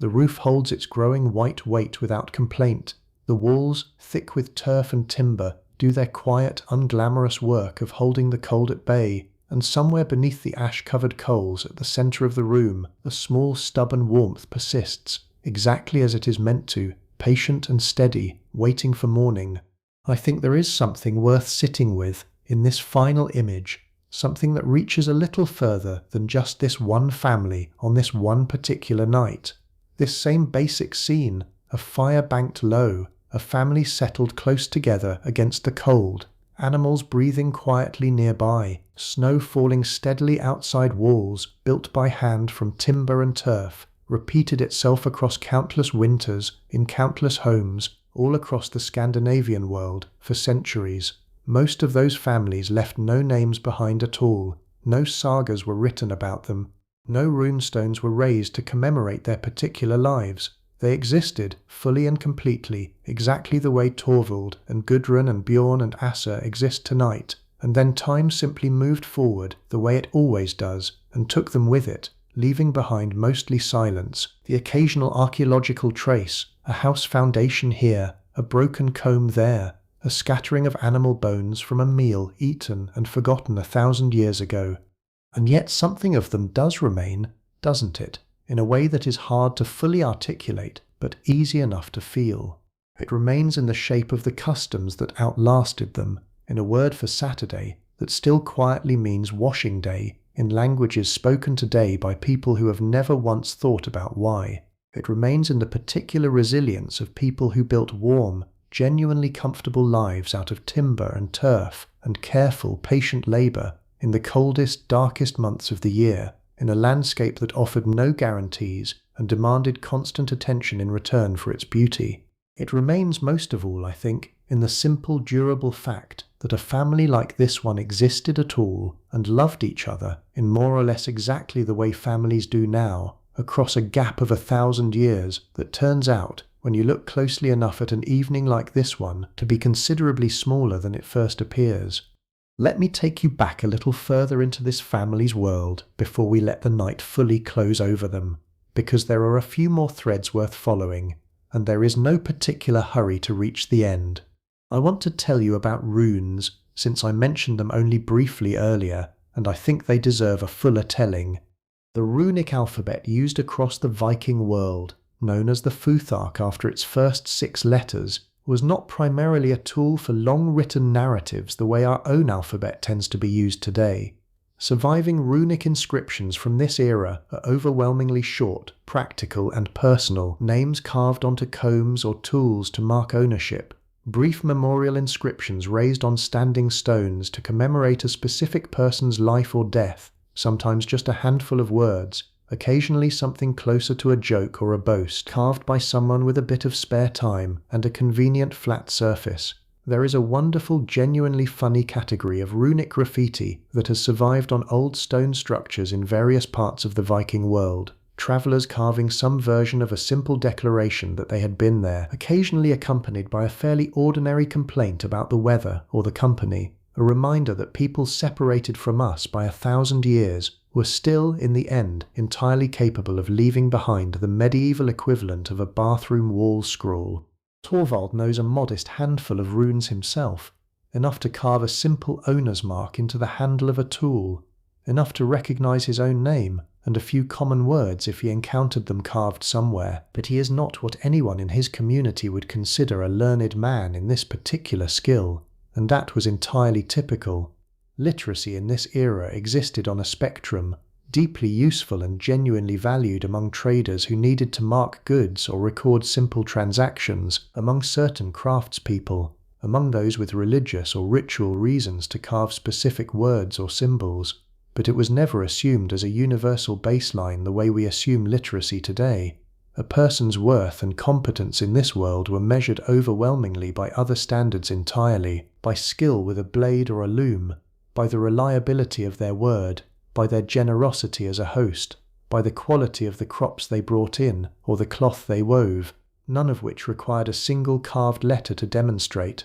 There is a small carved wooden amulet that Gudrun keeps, tucked among her other personal items in that same wooden box, shaped roughly like a hammer, small enough to hang from a cord, worn by her mother before her, and passed down at her wedding. This particular symbol, associated with the god Thor, was extremely common across the Viking world, worn by people across a wide range of belief and practice, sometimes as a genuine expression of religious devotion, sometimes, as this era slowly transitioned toward Christianity in various regions and at various paces, worn almost as a kind of general-purpose protective charm, regardless of a person's precise religious convictions, the exact meaning shifting somewhat depending on who wore it and when and why. Gudrun herself would probably struggle to articulate a precise theological explanation if pressed, the way most people across most of history have worn meaningful objects without necessarily holding a fully worked out doctrine to accompany them. She wears it because her mother wore it, because it feels, in some way she does not examine too closely, like protection, like continuity, like a small tether connecting her to the women who came before her in this same stretch of coastline. I mentioned the coastal trading site earlier, the seasonal gathering point where this family sells and trades each late summer, and I think it is worth actually walking you through what a visit there looks and feels like, since it stands in such deliberate contrast to the quiet, contained rhythm of this particular winter night.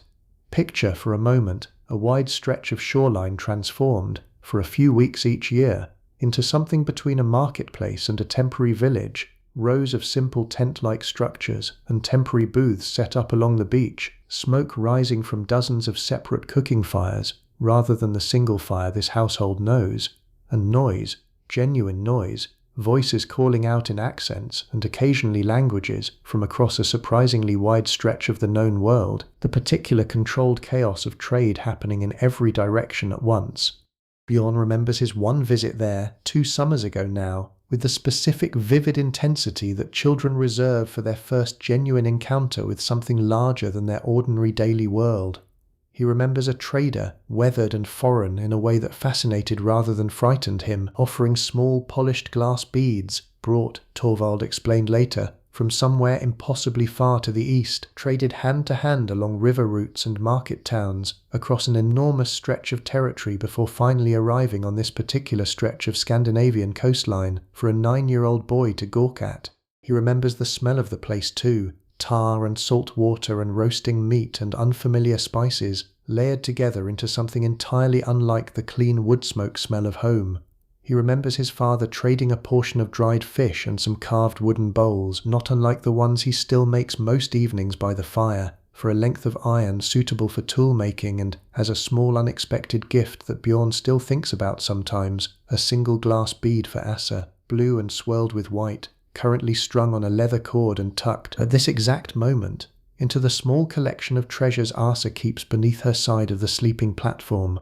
This detail matters, I think, because it complicates a picture that popular history sometimes flattens into simplicity: isolated farmers on one side, distant exotic trade on the other, as though these two things existed in separate worlds. They did not. They were the same world, connected by a genuinely impressive network of seasonal gathering points, river routes, and coastal trading sites that meant even a modest farming family on a fjord like this one maintained real, if occasional, contact with goods and people from remarkably distant places. The glass bead currently resting near a sleeping 6-year-old's head travelled, by however many hands and however many months, from somewhere near the eastern Mediterranean, or perhaps further still, and ended its journey here, in this small warm house, valued not for its distance travelled, but simply because a father wanted to bring his daughter something pretty.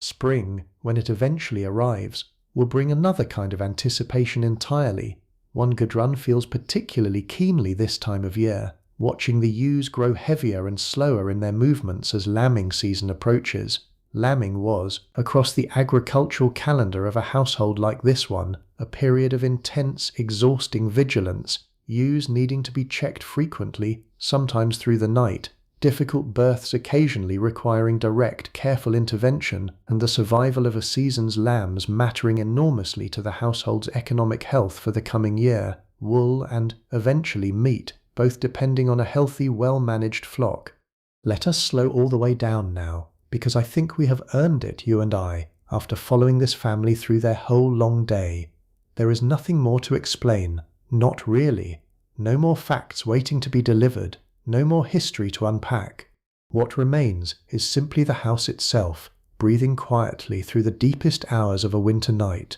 and I want to stay there with you for a while longer, because this is the part of the story where nothing needs to happen at all.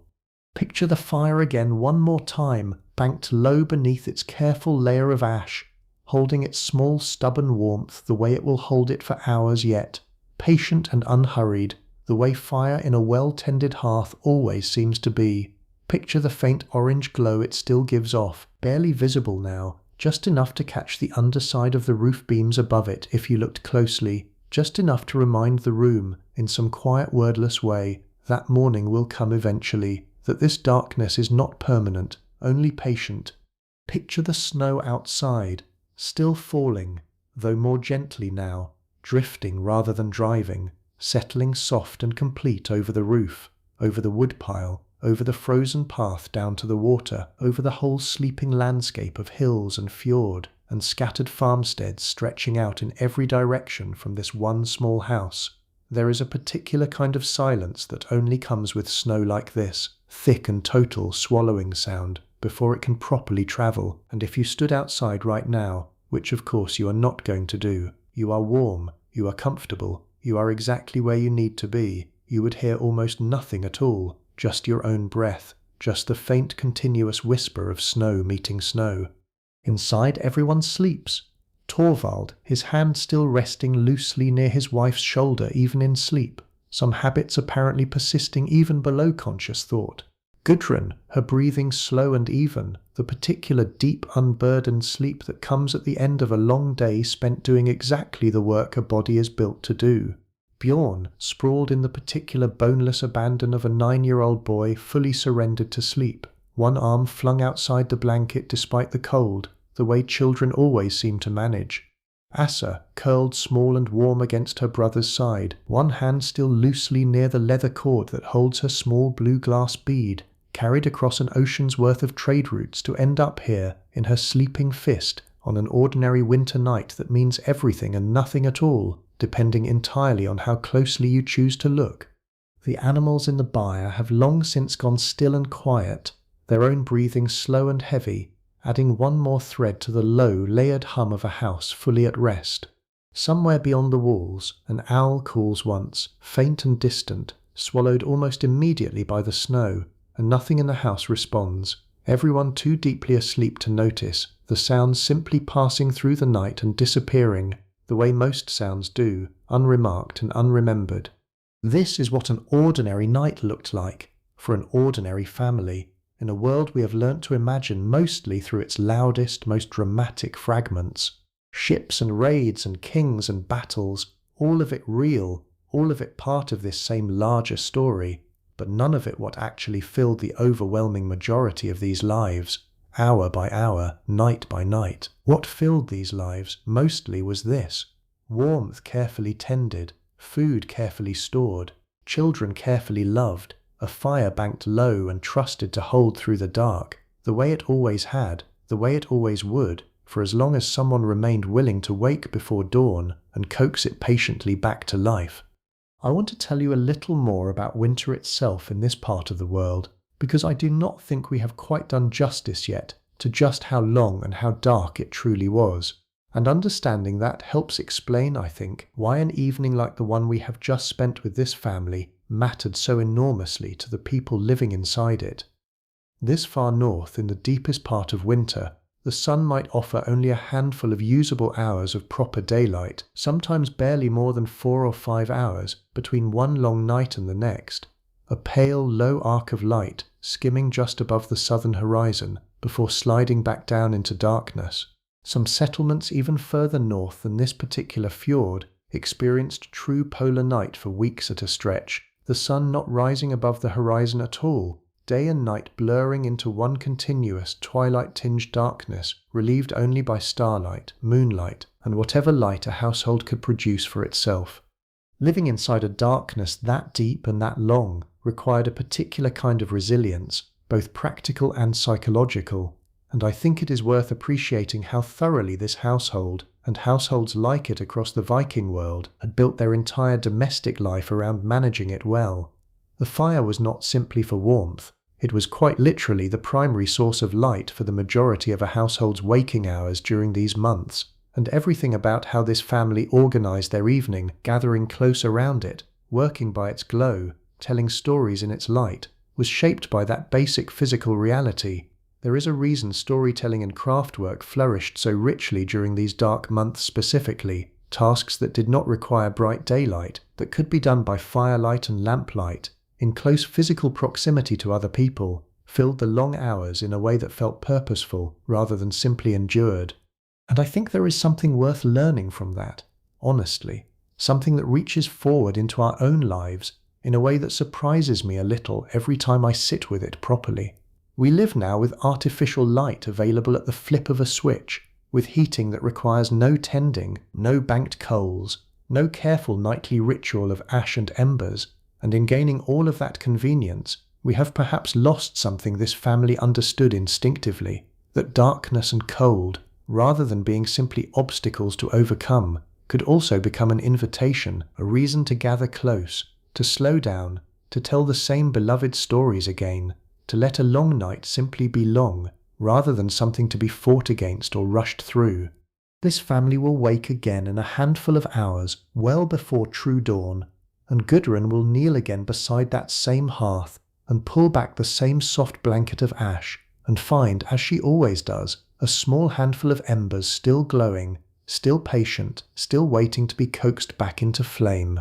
And the whole day will begin again, in more or less the same shape it took today. The fire, the animals, the bread, the work, the meal, the stories, the settling back into sleep, not because their lives lacked variety or meaning, but because they had found, across generations of careful practice, a rhythm that genuinely worked, a shape of life sturdy enough to carry a family safely through the longest, darkest, coldest stretch of an entire year, and gentle enough, in its own quiet way, to hold real warmth and real tenderness at its very center the whole time. There is one more small thing I want to tell you about before we let this house rest completely. Something about the particular relationship this family held with the land itself, because I think it deserves a gentler, slower telling than I gave it earlier. The fields that lie somewhere beneath tonight's snow, waiting for spring, have belonged to this family in the way land could belong to a family in this world, for 3 generations now, passed down from Torvald's grandfather, who first cleared and settled this particular stretch of ground, through Torvald's own father and now to Torvald himself, with the quiet, unspoken assumption that Bjorn will inherit it in his own turn, decades from now, when Torvald himself has grown old and eventually passed the full weight of this farm's daily decisions to his son. This kind of continuity mattered enormously in the Viking world, not merely as sentiment, but as something closer to identity itself. A family's connection to a specific piece of land, its odal right, as it was sometimes termed in parts of this world, carried real legal and social weight, a claim reinforced by generations of continuous use, and often by the physical presence of ancestors buried somewhere on or near the property itself. There is a low grassy mound not far from this house, visible in summer though currently buried under snow, where Torvald's grandfather rests, along with several others from earlier generations whose specific names have faded from the family's living memory, even while their presence, their contribution to this exact patch of cleared, cultivated land, has not.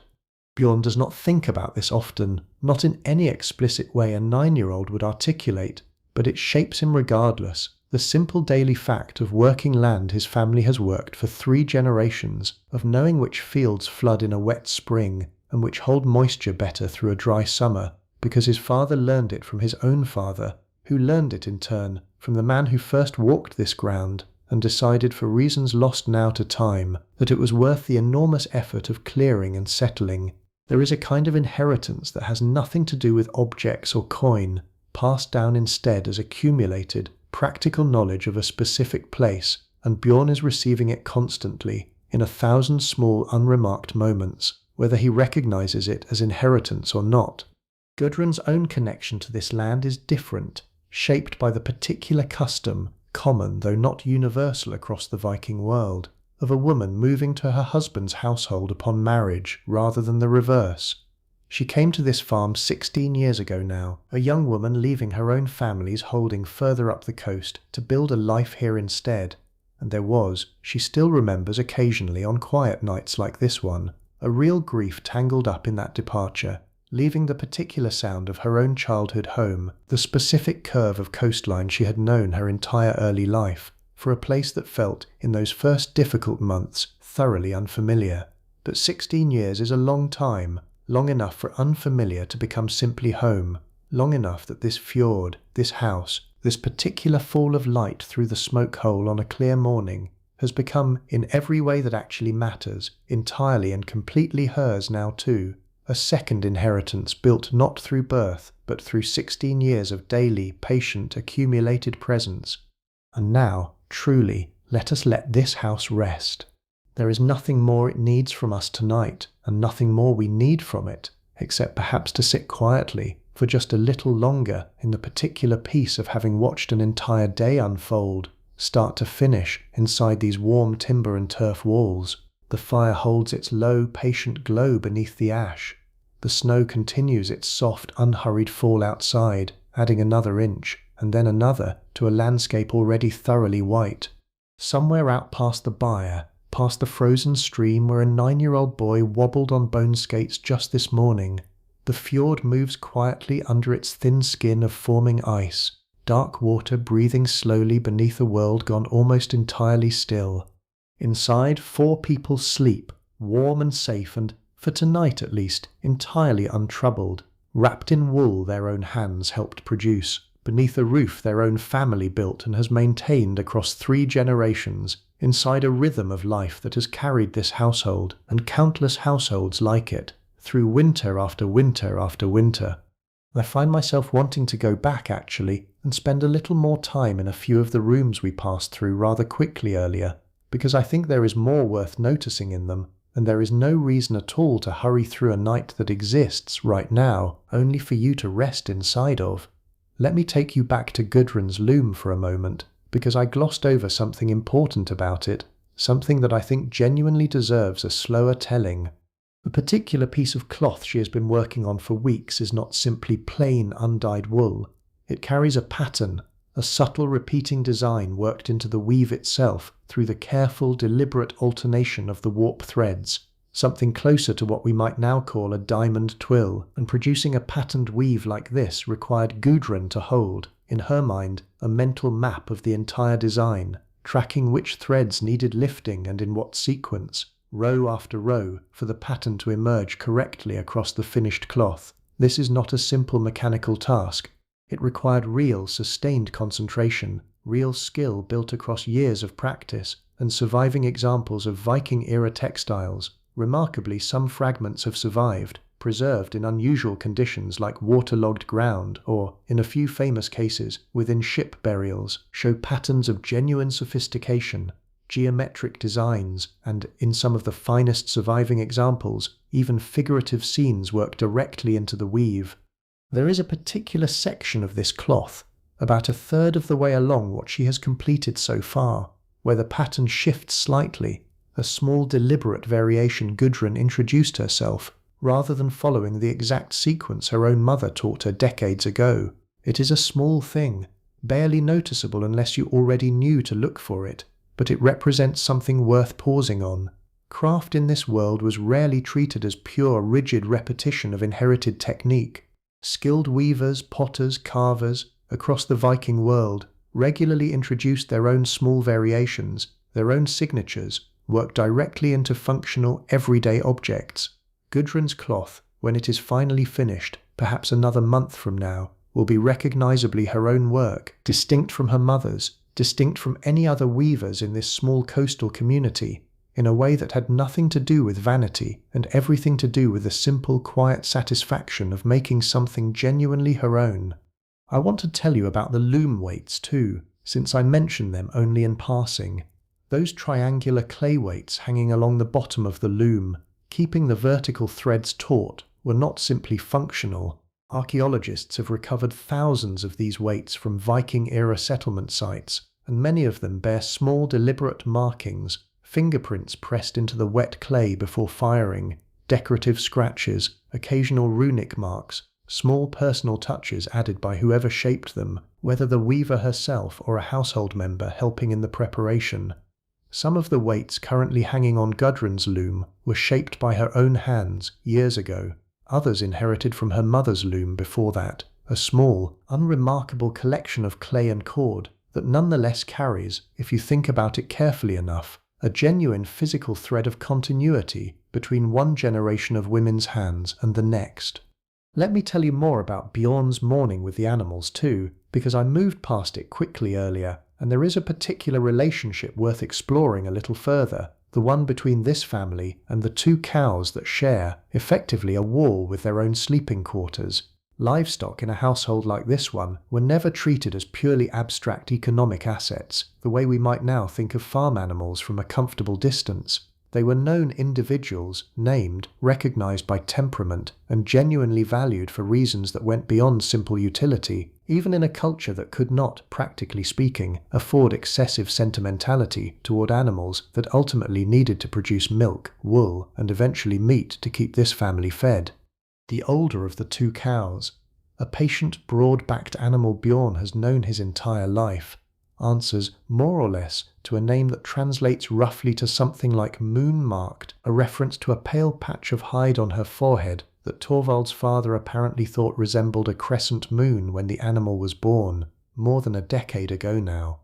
She is, by any practical measure, simply a cow, valuable for her milk and, eventually, for what her body will provide when her productive years finally end. But Bjorn has also, across 9 years of shared proximity, developed something closer to genuine affection for her, scratching behind her ears most mornings, occasionally sneaking her a bit of stale bread when his mother is not watching closely. A small, quiet relationship that exists entirely outside any economic calculation, the way relationships between children and animals so often do, in any century, on any continent. There is a particular detail about Viking-era animal husbandry that I think genuinely surprises people, and it concerns the sheep specifically. The wool-bearing sheep common across Scandinavia during this period were not, in most households, sheared in the way we typically picture shearing today, with dedicated metal shears cutting close against the skin. Many of these older sheep breeds naturally shed a portion of their wool seasonally, and this family, like many others, practiced what is sometimes called ruing, plucking the loosened wool away by hand during the natural shedding period rather than cutting it, a slower, gentler process that produced, according to some modern practitioners who have experimented with the technique, a notably softer finished fibre than sheared wool, since the fibres separate at their natural break point rather than being cut mid-strand. Asa has helped with this exact task in past summers, small hands working alongside her mothers and grandmothers, and she talks about it sometimes, in the particular way children discussed physical work that felt to them more like an adventure than a chore, describing the specific texture of the loosened wool coming away in her fingers, greasy with natural lanolin, warm from the sheep's own body heat even on a cool summer morning. It is exactly this kind of small, granular, physical detail, I think, that the popular imagination tends to lose entirely when it pictures Viking life primarily through the lens of ships and battles, the specific tactile reality of a 6-year-old's hands full of warm, greasy wool on a summer morning, learning, without quite realizing it, the very first step in a process that will eventually become the clothes on her own family's backs.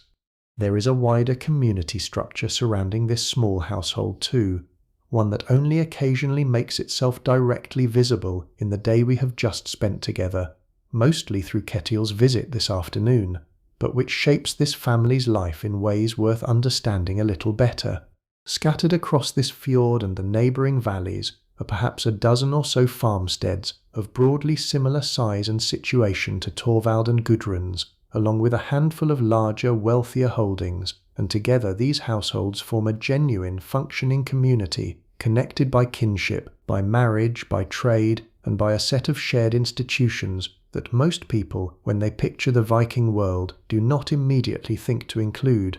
Chief among these institutions was something called a thing, a regular assembly where free members of the community gathered to settle disputes, agree on shared rules, and conduct the collective business that any community needs some mechanism to handle, matters of inheritance, boundary disagreements not unlike the one Ketiel mentioned this afternoon, occasionally more serious matters of law and justice. Torvald attends the regional assembly a few times a year, generally in the more accessible months when travel is easier, and while tonight is far too deep into winter for any such gathering, the knowledge that this structure exists, that disputes have an established communal path toward resolution, rather than being settled purely through private feud or force, shapes the underlying stability of this family's entire world in a way that is easy to overlook precisely because it operates so quietly, in the background, rarely needing to assert itself directly into an ordinary evening like this one. This matters, I think, because it corrects another piece of the popular picture, the assumption that Viking society operated primarily through violence and force rather than through law, negotiation and shared custom. The thing assemblies, versions of which existed in various forms across the entire Scandinavian world and in Viking settlements as far away as Iceland, where the assembly system reached its most famous and well-documented form, represented a genuinely sophisticated approach to collective governance, one that later legal historians have found remarkably worth studying in its own right, not merely as some primitive precursor to more familiar systems, but as a functioning, reasonably effective structure that ordinary families like this one relied upon, trusted, and actively participated in.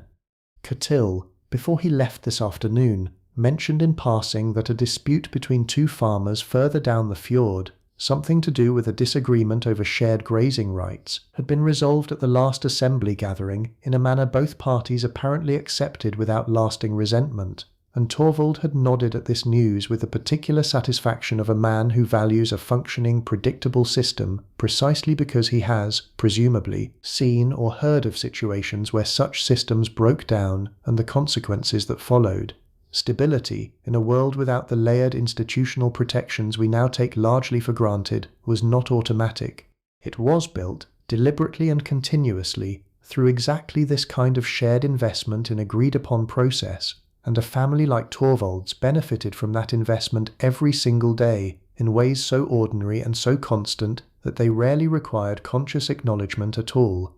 Let me walk you through what Bath Day actually felt like in this household, since I only mentioned it in passing before, because I think the full experience of it deserves a proper telling. the way most sensory experiences from this era do once you slow down enough to actually picture them. 2 days ago, on the household's regular washing day, the whole family made their way, one at a time, out to the small bathhouse structure a short walk from the main house, where Torvald had spent the better part of the afternoon building up a substantial fire beneath a pile of fist-sized stones, heating them until they held a fierce, stored warmth that would last, once the fire itself was allowed to die down, for a genuinely surprising length of time.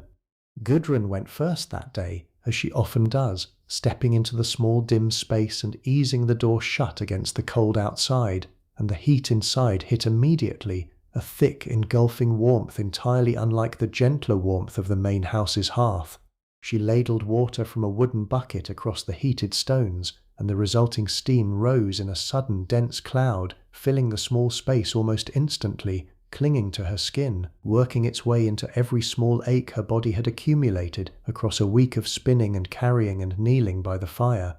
She sat for a while simply breathing it in, feeling her shoulders loosen in a way they rarely did during an ordinary day, and there was something almost meditative about it, a small enclosed pocket of the week set aside entirely for the body's own comfort, no task attached to it at all beyond the simple, direct experience of heat and steam and, eventually, the sharp, shocking relief of water, drawn from a barrel kept just outside, poured cool and bracing over head and shoulders to close the ritual properly.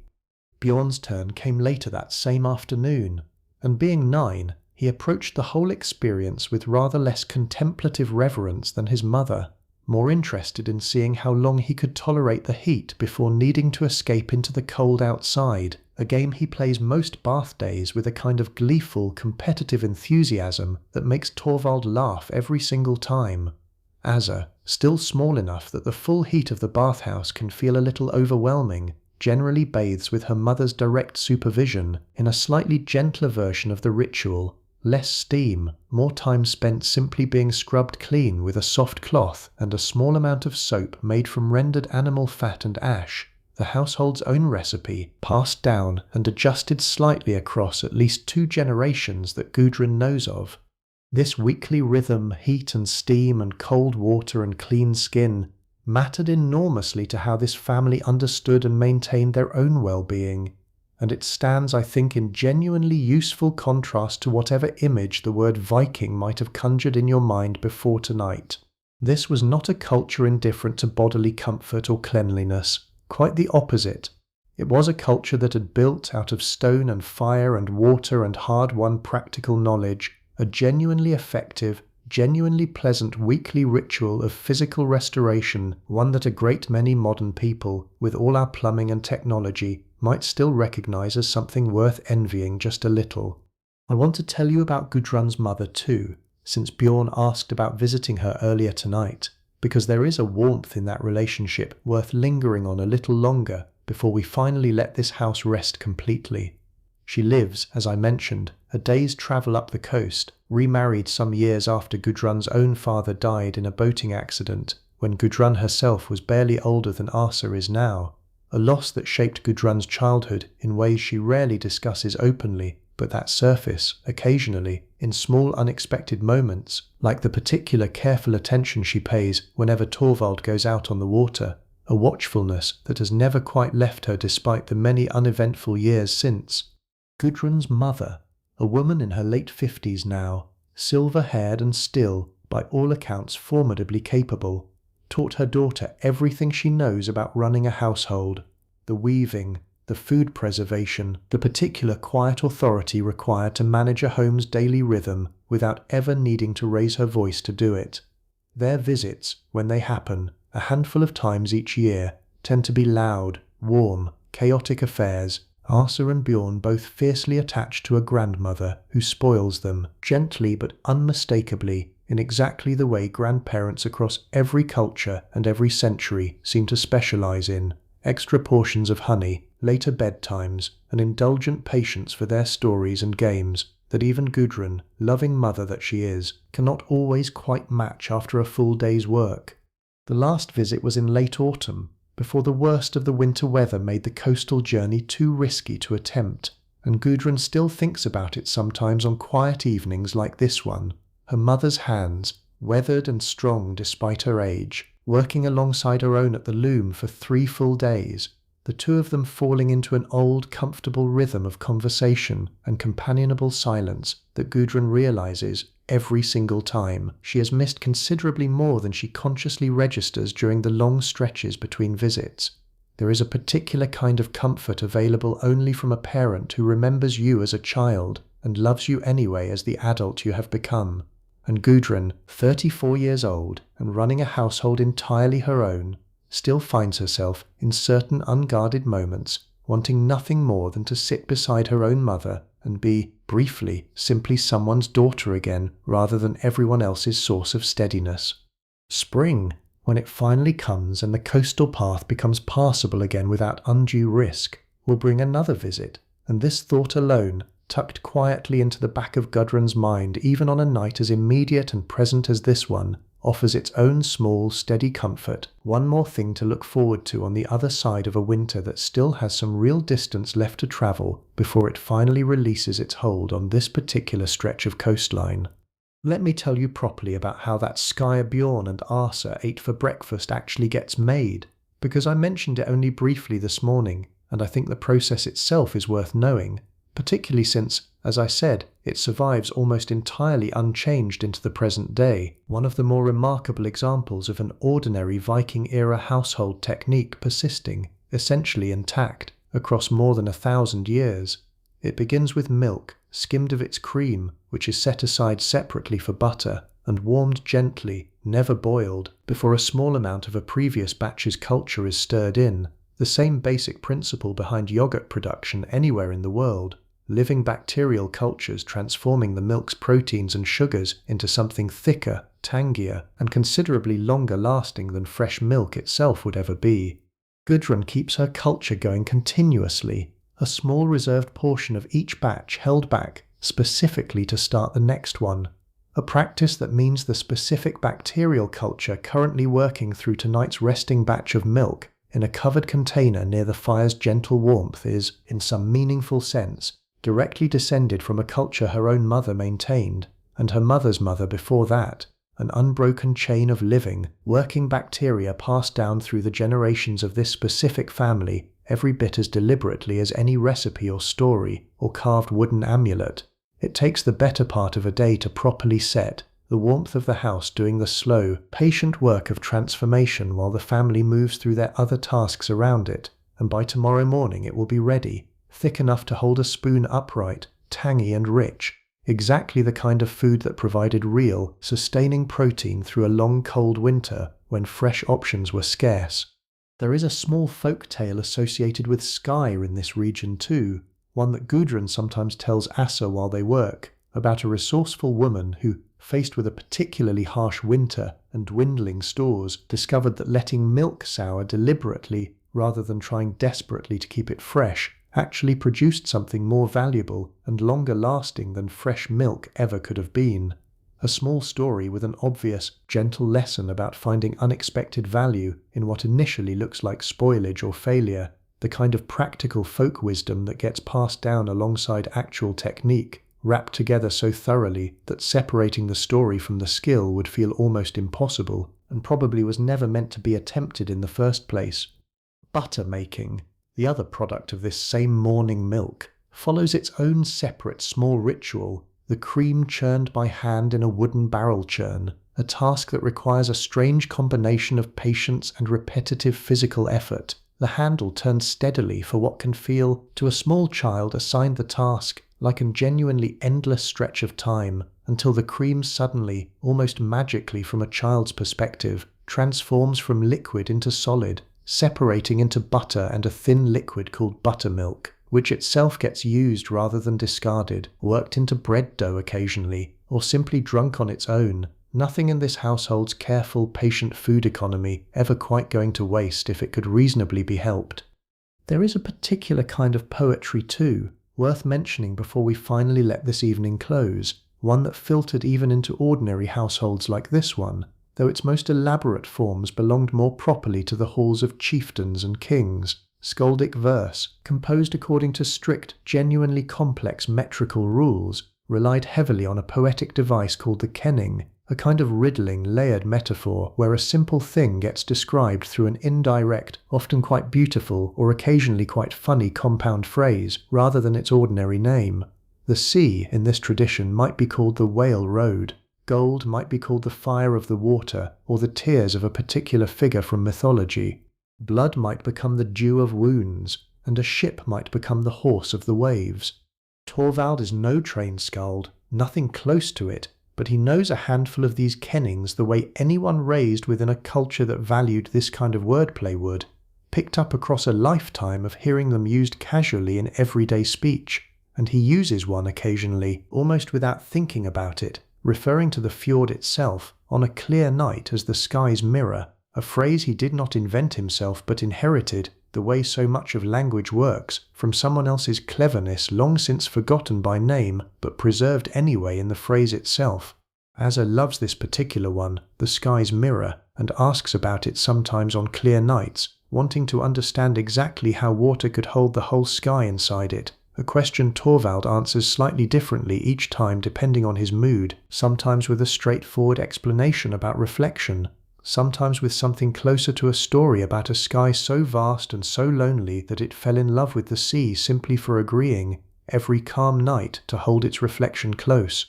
This kind of layered, playful relationship with language extended well beyond formal poetry too, into the countless smaller riddles and wordplay games that filled ordinary evenings across the Viking world. And this particular family has their own small collection of favourites, riddles passed down through Torvald's side of the family specifically, that Bjorn has largely memorised by now and enjoys testing on visitors, Kettle included, earlier this very afternoon, though Kettle, to Bjorn's visible disappointment, had heard that particular riddle enough times before to answer it almost instantly. I find something genuinely lovely in this, honestly, how a culture we tend to remember primarily for its ships and its raids also produced, in ordinary households scattered across an entire enormous region, this much genuine delight in language itself, in clever indirect phrasing, in riddles told by firelight and half-remembered kennings comparing the sea to a road for whales, comparing the night sky to a mirror the whole ocean was somehow fortunate enough to hold. It suggests a people considerably more playful, considerably more verbally inventive than the popular imagination generally allows them to be, and I think that playfulness deserves its own small, quiet place in how we picture an evening like this one, tucked in alongside the fire and the wool blankets and the banked coals, one more thread in the warm, complicated, genuinely human texture of this family's ordinary life. I want to tell you about healing too, about the knowledge Gudrun carries regarding the body and how to care for it when illness or injury visits this household, because it is another thread that rarely makes its way into the popular picture of this era, and it deserves its place here. There is no physician in the way we understand the term anywhere near this fjord, no formal medical training, but there is knowledge nonetheless, accumulated and passed down almost entirely through women like Gudrun, generation after generation, a working, practical understanding of herbs and their properties that, while undeniably mixed with belief systems we would now consider more spiritual than scientific, also contain genuine, effective practical wisdom built through centuries of careful observation.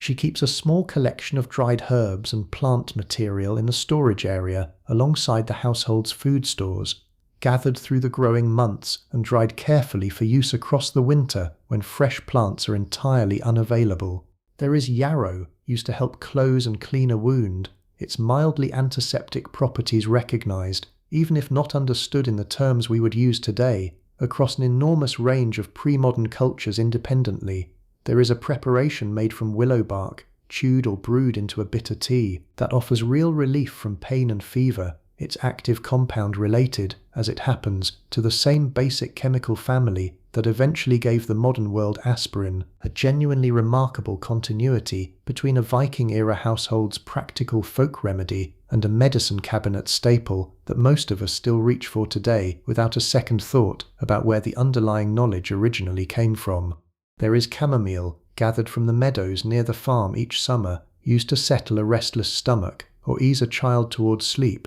on a night when ordinary tiredness alone is not quite enough. Asa had a fever this past autumn, nothing serious in the end, but frightening enough in its early hours that Gudrun barely slept for 2 nights running, tending her daughter with a combination of careful herbal preparation, a cool cloth against a hot forehead, and the particular fierce, wordless vigilance that seems to be available to mothers across every era and every culture without any training required at all. The fever broke on the third day, and Gudrun remembers the specific, overwhelming relief of it even now, months later, a relief that connects directly, in some quiet, unexamined way, to the private hope we talked about earlier this morning, the low constant hum of watchfulness she carries for both her children, a watchfulness that occasionally, as it did this past autumn, sharpens suddenly into something closer to genuine fear before, mercifully, resolving back into ordinary daily worry once again.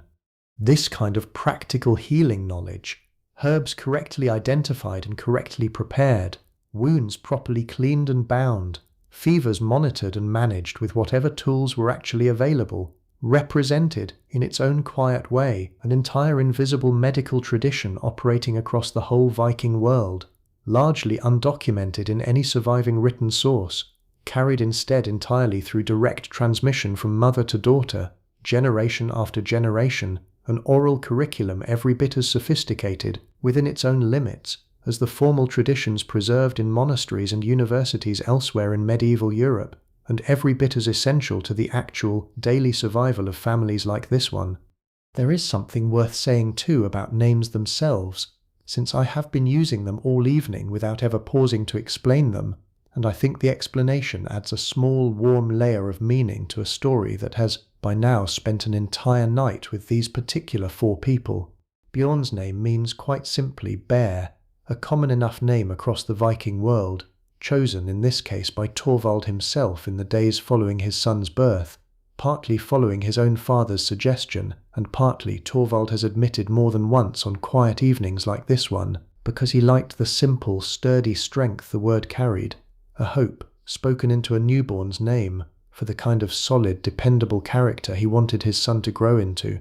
Asa's name carries a different, gentler meaning, related to the old word for a god or divine being, a name chosen by Gudrun in the aftermath of losing her second child, the daughter who did not survive infancy, and there is, if you know the full story the way we do now, something quietly moving in that choice, a mother reaching for a name that felt to her like a small deliberate blessing, spoken over a new daughter at a moment when she needed, more than almost anything else, some tangible reason to believe this next child would be allowed to stay.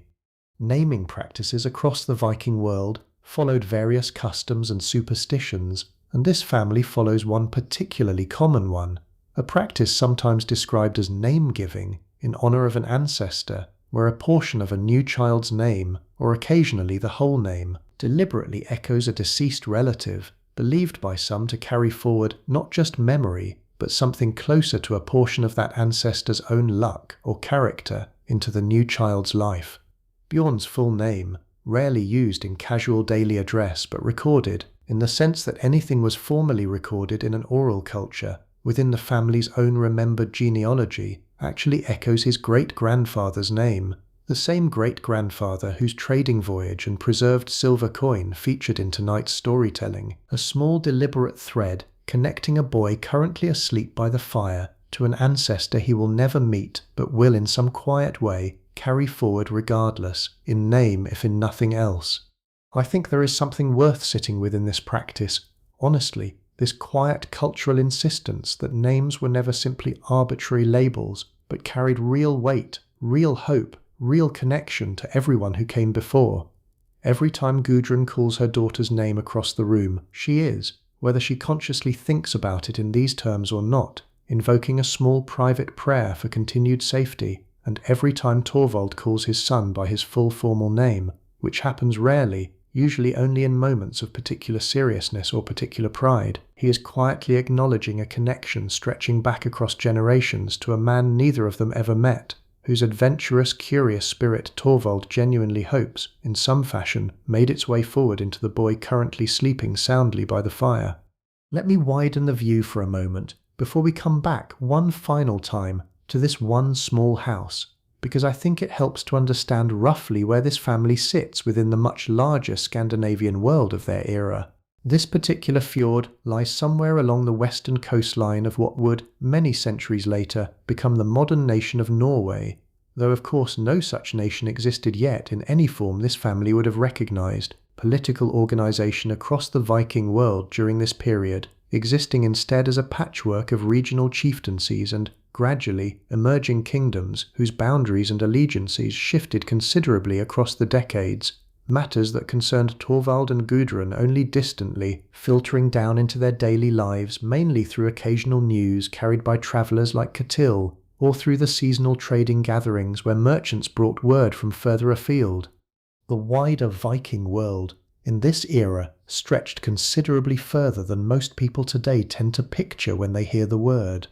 To the west, across open water that required genuine skill and no small amount of courage to cross, lay Iceland, settled within living memory of some of this family's older relatives, a place spoken of in this household with a particular mixture of respect and mild disbelief, an entire new land, volcanic and strange, claimed and settled by people not so different from Torvald and Gudrun themselves, willing to risk an ocean crossing for the promise of open land and a fresh start. Further still, though known to this family only through second-hand story and rumour rather than direct experience, lay a coastline even the boldest sailors among their acquaintance had only heard described in the most fragmentary terms, a distant land eventually reached by a small number of especially adventurous Norse voyagers, though such stories, by the time they reached a modest fjordside farmstead like this one, had travelled through enough retellings that separating fact from embellishment had become nearly impossible. Eastward and southward, the world connected, as we discussed earlier, through river trade routes and coastal shipping lanes, to markets and cities that would have seemed almost unimaginably grand to a child like Bjorn, places with populations in the tens of thousands, with stone buildings and organised markets, operating on a scale that dwarfed the modest seasonal trading site he visited 2 summers ago. Constantinople itself, known in the Norse tongue by a name that translates roughly to the Great City, held a particular mythic status across the Viking world, a place many Scandinavian traders and mercenaries genuinely travelled to and served within, some serving directly in the elite guard of the Byzantine emperor himself, a detail that, when Torvald mentioned it to his children once, produced the particular wide-eyed disbelief only a truly enormous, distant fact can produce in a young child's imagination. This family will never travel to any of these places themselves, in all likelihood. Their world, in practical daily terms, is considerably smaller, bounded by this fjord, these hills, the handful of neighbouring farmsteads within comfortable walking or short sailing distance, the seasonal trading site a day or two's travel south, but they exist, nonetheless, within a genuinely, remarkably connected larger world, aware of its scale even without ever personally crossing more than a small fraction of it, carrying, in a single glass bead strung on a leather cord beneath a sleeping girl's pillow, tangible physical proof that the enormous world beyond this fjord was never entirely separate from the small, warm, particular world contained within these turf and timber walls. There are other festivals scattered across this family's year too, beyond the midwinter gathering Ketil mentioned this afternoon, and I think a few of them deserve mention before we finally return, for good, to this sleeping house.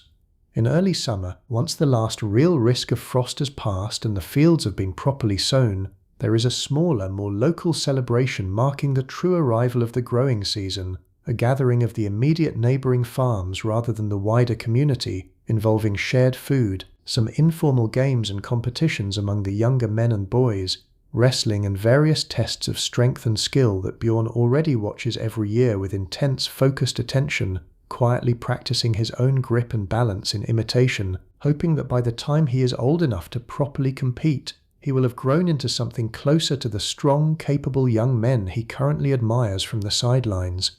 There is a harvest gathering too, in early autumn, considerably more significant in scale, marking the successful completion of the year's grain harvest and the slaughter that begins the serious work of preparing for winter, a celebration that carries within it real, genuine relief, the tangible knowledge that another year's crop has been successfully brought in, that the household's survival through the coming winter now rests on a foundation actually built rather than merely hoped for. This particular gathering involves a shared communal meal considerably more elaborate than this family's ordinary evening fare, and a degree of storytelling and singing that stretches on considerably longer than tonight's more modest fireside tales, whole evenings devoted to genealogy and legend and the kind of extended, elaborate narrative that a single small household evening rarely has room for.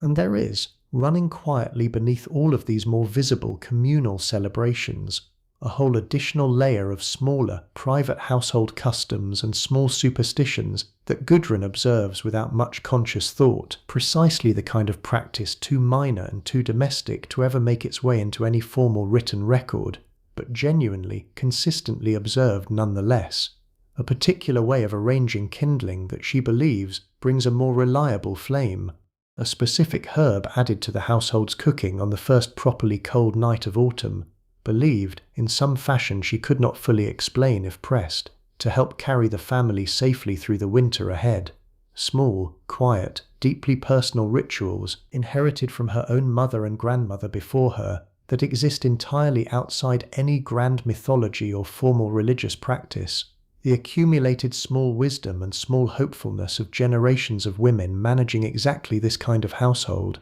in exactly this kind of climate, across exactly this kind of long, demanding, ultimately rewarding year.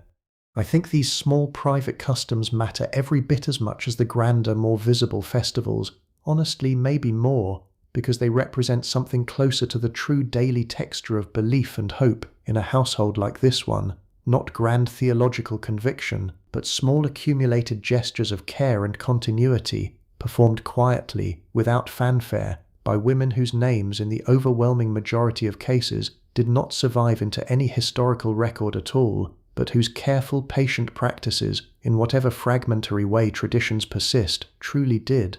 I want to spend a little time now on dreams themselves, on what this family might have believed about the particular, private world each of them enters once sleep fully claims them tonight, because belief about dreaming held real, genuine significance across the Viking world, treated with a seriousness that might surprise a modern audience more accustomed to dismissing dreams as random neural noise. Dreams in this culture were often understood as potentially meaningful, occasionally even prophetic, capable of carrying real information about the future or about matters otherwise hidden from ordinary waking knowledge, and surviving sagas, when they eventually turned to recording this family's world through written narrative generations later, include numerous accounts of significant dreams treated by their subjects with genuine, careful attention. Torvald does not consider himself a particularly superstitious man, not more than any of his neighbours, but he still, without much conscious thought about it, mentions his dreams to Gudrun most mornings, a small habitual sharing that has become simply part of how this marriage operates, one more small daily exchange alongside all the others. Gudrun, for her part, pays somewhat closer attention to her own dreams than her husband does to his, particularly during periods of worry or uncertainty, and there was a dream she had, some months back, during Asa's fever, that she still thinks about occasionally, a simple, wordless dream of walking along the shoreline and finding, unexpectedly, a particular smooth white stone she recognized from her own childhood, a dream she chose, in the anxious days that followed, to interpret as a small, quiet reassurance, though she could not have explained precisely why that particular image felt reassuring rather than neutral or troubling, only that it did, and that the feeling mattered to her, regardless of whether it carried any genuine prophetic weight at all.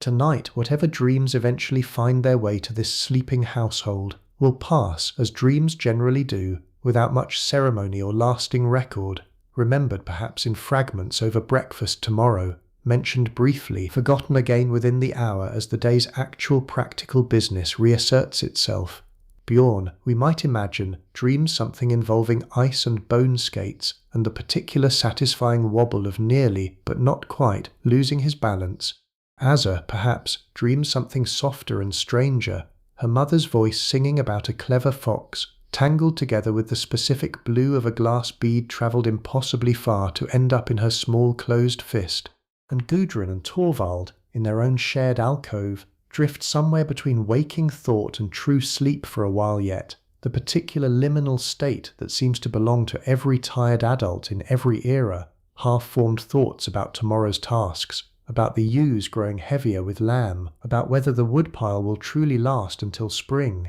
slowly losing their edges, softening, dissolving finally into the deeper, dreamless rest their bodies have genuinely earned across a long, full day of labour and warmth and quiet, ordinary love. Before we let this final quiet settle completely over the story, I want to tell you honestly how we actually know so much of what I have shared with you tonight, because I think it adds something meaningful to appreciate the sheer patient effort required to reconstruct a life like this one from a distance of more than 1,000 years. Much of what we understand about ordinary Viking household life comes not from the famous written sagas, which, as I mentioned earlier, tended to focus on more dramatic, elite subject matter, but from archaeology, painstaking and often quite slow, careful work carried out at settlement sites across the entire Scandinavian world and its wider diaspora. Excavated longhouse foundations reveal the actual dimensions and construction techniques of homes very much like this one. Preserved organic material, remarkably, in certain waterlogged or oxygen-poor burial conditions, has allowed textile fragments, wooden objects, even food remains to survive intact enough for modern researchers to examine directly, revealing details about diet, craft technique, and daily practice that no written source from this era ever thought to record, because to the people actually living this life, none of it seemed remarkable enough to write down, even if writing it down had been a realistic option. Why would anyone bother recording the ordinary process of baking bread when every single person they knew already understood it perfectly well? Experimental archaeology, too, has played a genuinely important role. Researchers actually attempting to replicate Viking-era techniques by hand, spinning thread on a hand spindle, weaving on a reconstructed warp-weighted loom, smelting iron using period-appropriate methods, and discovering, through direct physical experience, information that no written record or artifact alone could have revealed, how long a task genuinely took, what specific skills it demanded, what it actually felt like in the hands and the body to perform. Some of the specific figures I shared with you tonight, the staggering number of hours required to produce enough cloth for a single ship's sail, come directly from exactly this kind of patient, hands-on modern research, historians and craftspeople quite literally spinning and weaving for years to arrive at a genuinely informed estimate. And there is a real ongoing humility required in this work too, worth acknowledging honestly. We do not know everything about a family like Torvald and Gudrun's, not by any measure. Much of what I have described tonight represents a careful, evidence-based reconstruction, built from genuine archaeological and historical research, but necessarily filled in places, with reasonable extrapolation, informed imagination bridging the gaps between what physical evidence can prove directly and what a full, breathing, emotionally complete human life actually required. This family, in the precise specific form I have shared them with you tonight, did not exist exactly as described, but families very much like them, thousands upon thousands of them, truly did, living lives built from these same basic materials, timber and turf and wool and fire and love, across centuries of ordinary, unrecorded, entirely real winters not so different from the one we have just spent together. There is one more small practical detail I want to share with you about how a household like this one actually tracked time across a day and across a year, since we have spent this whole evening moving through hours that this family experienced quite differently than we experience our own precisely measured, clock-governed days. There were no mechanical clocks anywhere in this world, obviously, and the household's sense of time instead followed a set of practical, observed markers. The sun's position, where visible, the particular quality and angle of light at different points in the day, the behaviour of animals, roosters where a household kept them, though this particular family relies more on simple habit and the accumulated instinct of decades spent waking and working according to the same basic rhythm.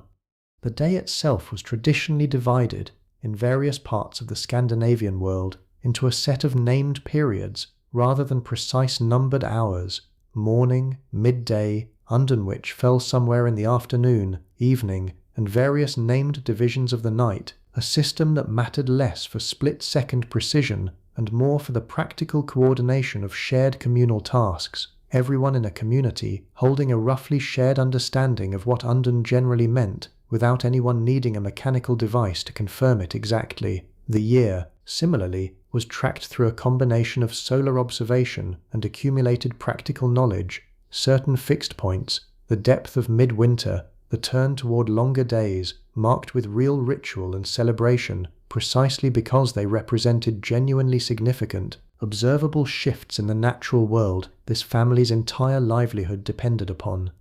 Gudrun, without ever having been taught it as an abstract system, simply knows, through decades of direct lived experience, approximately how much daylight remains at any given point in the winter, approximately how many more weeks stand between tonight and the first meaningful lengthening of the days, an intimate, embodied knowledge of her own local sky and season that most of us, living now beneath artificial light and digital calendars, have largely lost the need to develop for ourselves, though I suspect, if we are honest, something in most of us still responds, even now, to the specific quality of light on a winter afternoon in a way that predates any clock or calendar we might otherwise consult.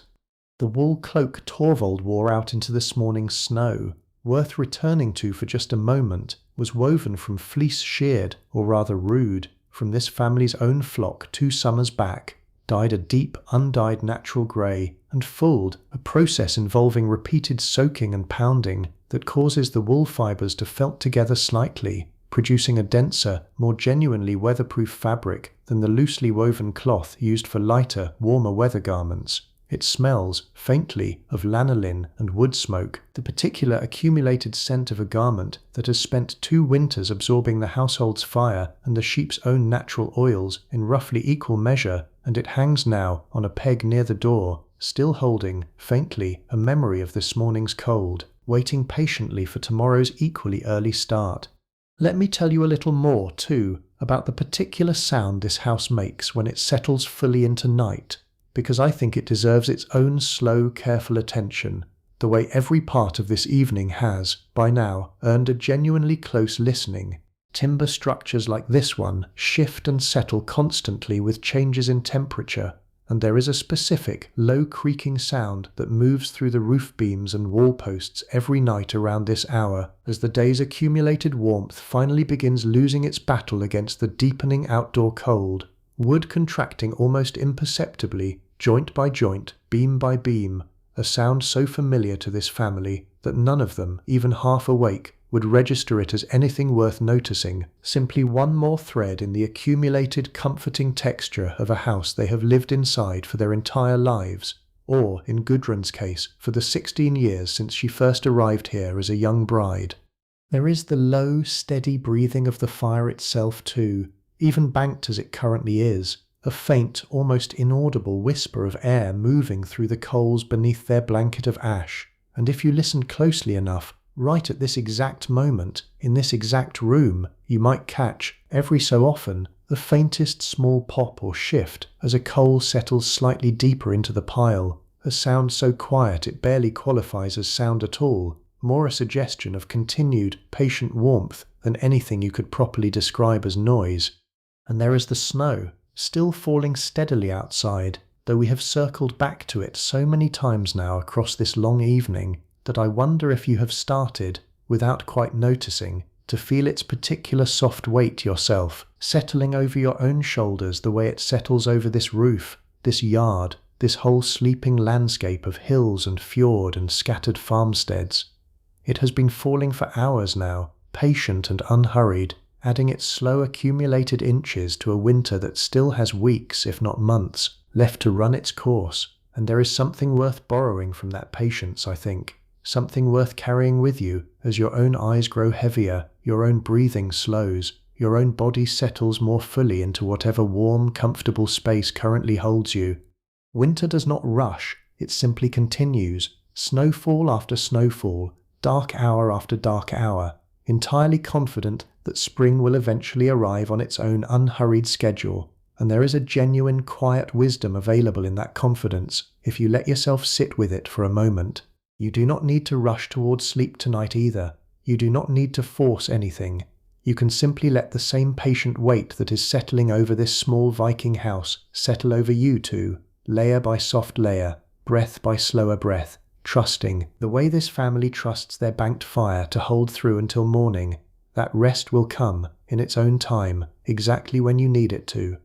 There is one last part of this family's world I want to bring you back to before we finally, truly let everything rest, and it concerns the specific animals sharing this house tonight, since I think we passed over their own particular experience of this night a little too quickly earlier. The two cows, moon-marked, and her younger companion, a slightly smaller, darker animal Bjorn has not yet gotten around to properly naming, stand quietly in the byre, occasionally shifting their weight, occasionally releasing a long, slow breath that fogs faintly in the cold air even inside the relatively sheltered byre space. The sheep and goats have arranged themselves in their usual tight cluster nearby, instinctive herd animals finding warmth and safety in close proximity to one another, the way their ancestors have for longer than this family's own recorded lineage extends. There is a particular comfort, I think, in imagining this layered household, humans sleeping close together on one side of a low partition,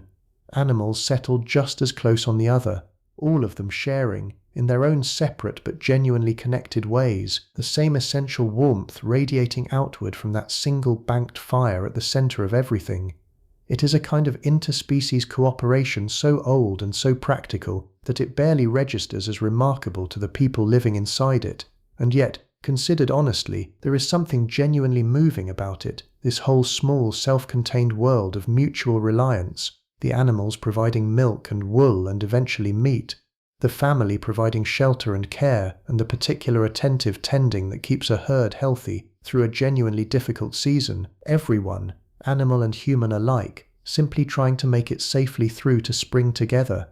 Somewhere in the deep quiet of the night, one of the sheep shifts and makes a soft, low sound, barely more than a sigh, and nothing in the house responds, the sound absorbed into the same layered, comfortable silence that holds everything else. And I think, if we let ourselves imagine it fully, there is something worth carrying forward from this image specifically, this whole household, human and animal together, held inside the same protective walls, warmed by the same patient fire, waiting out the same long winter night in the same fundamental, shared trust that morning will come, that the fire will hold, that this particular small pocket of warmth and safety carved out of an enormous cold world will continue, tonight and tomorrow night and every night after, exactly as it has for 3 generations now, exactly as it likely will for generations still to come.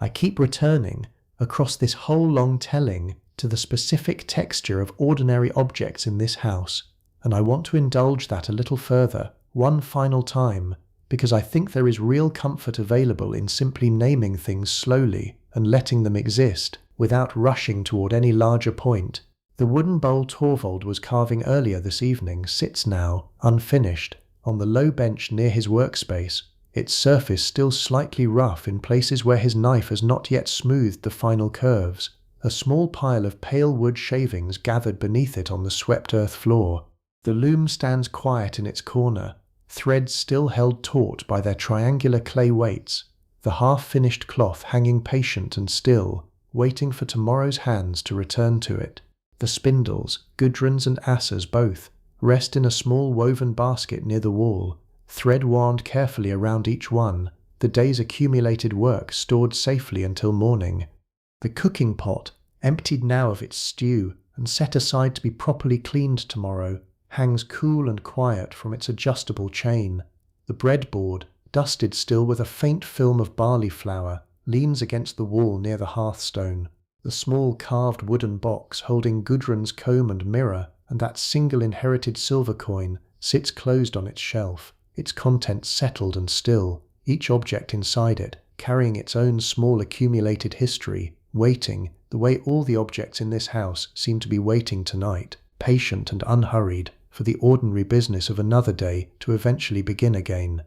There is something quietly restorative, I think, in simply cataloguing a sleeping house this way, object by object, task by task, each one settled now into its own particular stillness. Nothing in this room is being used right now. Nothing needs tending beyond the fire's own slow, self-sufficient burning beneath its blanket of ash. The whole house has arrived, together, at the same shared state its 4 human occupants reached some time ago, a full, complete, well-earned rest, every tool and object and animal and person held together inside the same warm, quiet dark, waiting for the same patient, inevitable morning. Let me tell you finally about tomorrow, briefly, before we let tonight close completely, because there is something comforting, I think, in knowing what comes next, even in the vaguest terms, even for a family whose entire tomorrow we will never actually witness ourselves. Gudrun will wake first again, the way she always does,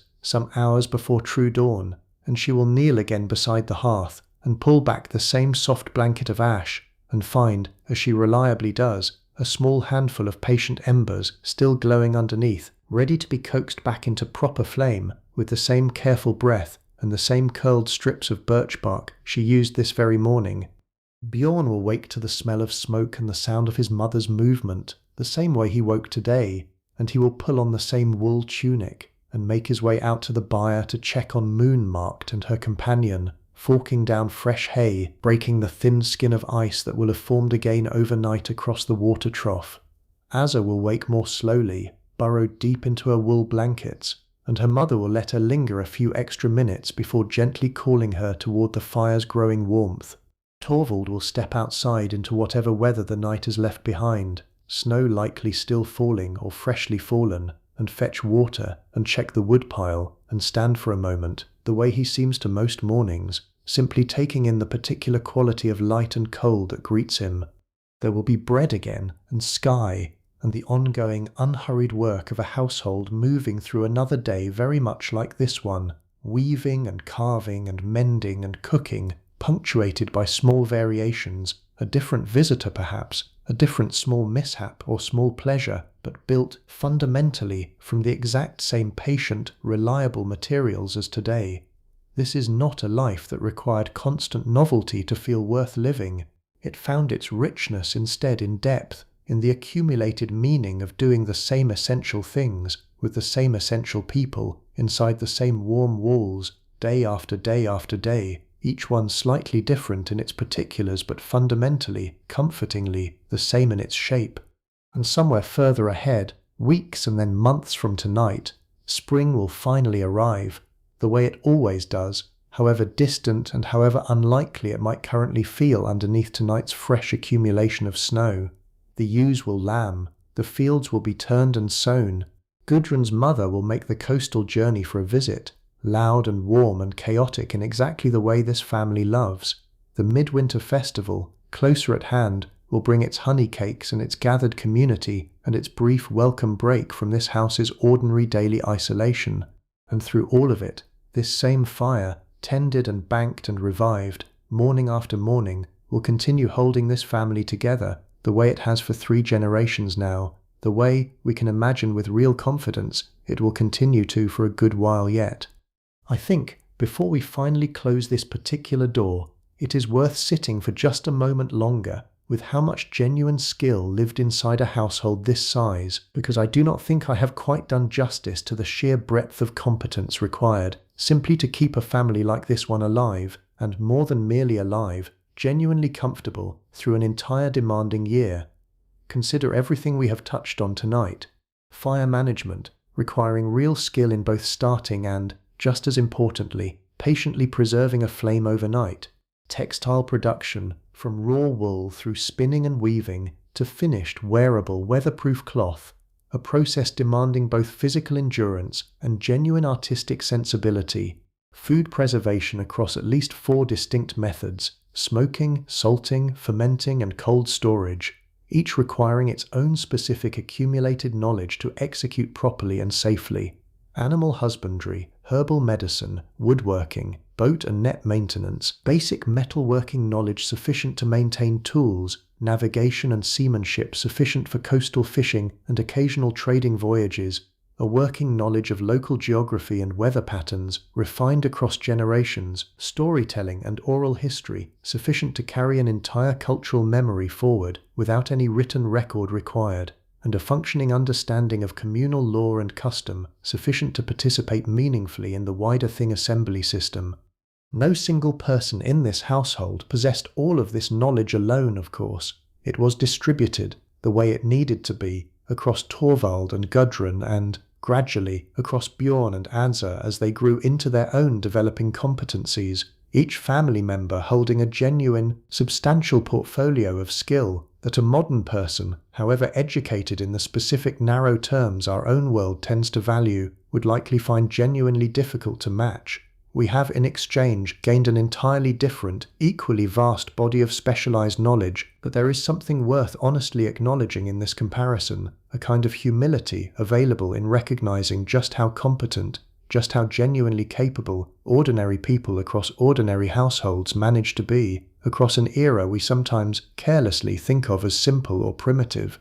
This family was not simple. Their lives were not primitive. They were, by any fair and careful accounting, remarkably skilled, remarkably resourceful people who built through generations of patient accumulated knowledge a genuinely comfortable, genuinely warm, genuinely meaningful life for themselves in one of the more physically demanding climates human beings have ever chosen to settle permanently. And tonight, having spent this entire evening inside their world, I hope you have come away with something closer to the full, complicated, genuinely admirable truth of who they actually were, underneath all the noise and mythology that later centuries eventually piled on top of people who, in the end, mostly just wanted, the way most people across most of history have wanted, warmth, safety, good food, and the people they loved gathered close around the same fire. And now, truly and finally, let us return to the house itself, one last time, and let it be exactly what it is, a small warm place holding 4 sleeping people and a handful of settled animals wrapped in falling snow somewhere along a quiet Scandinavian fjord more than 1,000 years before tonight. The fire holds steady beneath its ash, the way it will continue holding steady for the remaining hours of this long winter night. The wind, what little there was earlier, has died away almost completely now, leaving only the soft, continuous whisper of snow settling onto snow, layer after patient layer, softening every edge of this landscape into something rounded and gentle and quiet. Gudrun shifts slightly in her sleep, some fragment of a dream passing through her, gone again before it could properly form into anything she might remember by morning. Torvald's breathing stays slow and even beside her, the particular deep, unhurried rhythm of a man whose body has done honest physical work all day, and is now, finally, fully allowed to rest. Across the room, Bjorn has rolled onto his side at some point, one arm still flung free of the blankets despite the cold, entirely unbothered by it, deep enough in sleep that nothing short of true morning light will properly wake him. And Asa, smallest and warmest of all, curled close against her brother's back, holds, even now, that small blue glass bead loosely in one relaxed hand, a tiny fragment of a much larger world resting quietly against her palm. Outside, the snow continues, and the fjord moves quietly beneath its thin skin of forming ice, and the hills rise dark and white and silent in every direction, holding, somewhere within their folds, a dozen or more other households not so different from this one, each with their own banked fire, their own sleeping family, their own particular version of exactly this same patient, warm, well-earned rest. This is what an entire winter night looked like across an entire scattered coastal community more than 1,000 years ago, and in its own quiet way, stripped of everything dramatic and mythologized that later centuries would eventually attach to the word Viking. It looks, I think, remarkably, comfortingly similar to whatever this exact same hour looks like tonight, in your own home, in your own century, wherever you happen to be resting right now. The fire will hold. The snow will keep falling softly until it eventually stops, the way all things eventually do. And morning, whenever it finally comes, whether for this family 1,000 years ago or for you, right now, listening in the quiet dark of your own warm room, will arrive exactly when it is meant to, patient and certain and entirely unhurried, the way morning always does, the way it always has, the way it always will. Rest now. You have earned it, the same way this small, sturdy, thoroughly ordinary family earned theirs, through a full day well lived, and a fire well tended, and a warmth worth trusting, all the way through until light. Before I let you go fully now, I want to leave you with a handful of final small images, gathered up from across this whole long night, because I think there is something soothing in simply revisiting them once more, slowly, without any new information attached, just the pictures themselves, settling. The first coals of the morning, glowing dull red beneath their blanket of ash, patient and waiting. Bjorn's breath fogging in the cold byre air as he forks down fresh hay for two familiar, well-loved cows. The particular hiss of flatbread meeting a hot stone, and the smell that filled the whole house because of it. Asa's small, uneven thread, slowly growing steadier across a single unhurried afternoon. Torvald's knife, curling pale shavings from an unfinished wooden bowl, firelight catching each one as it fell. The warp-weighted loom, standing patient in its corner, one more careful row of pattern added to a cloth that will not be finished for weeks yet. A neighbour's visit, and the quiet ancient obligation of hospitality that welcomed him in without a second thought. A story about land spirits, told exactly as it had been told for generations, complete with a 6-year-old's confident interruptions. A single blue glass bead travelled farther than any member of this household ever will, resting now in a sleeping girl's loosely curled hand. A mother's low, familiar song about a clever fox, sung the way it has probably been sung, in some form, for longer than anyone in this house could ever properly trace. A fire, banked carefully beneath its ash, trusted completely to hold through until morning, the way it always has, the way it always will. This is what an ordinary night looked like, inside an ordinary Viking home, warm and full and entirely, quietly extraordinary in the way that ordinary lives, looked at closely enough and patiently enough, always eventually turn out to be. Let these images settle now, the way the snow outside this small house has settled, layer over gentle layer,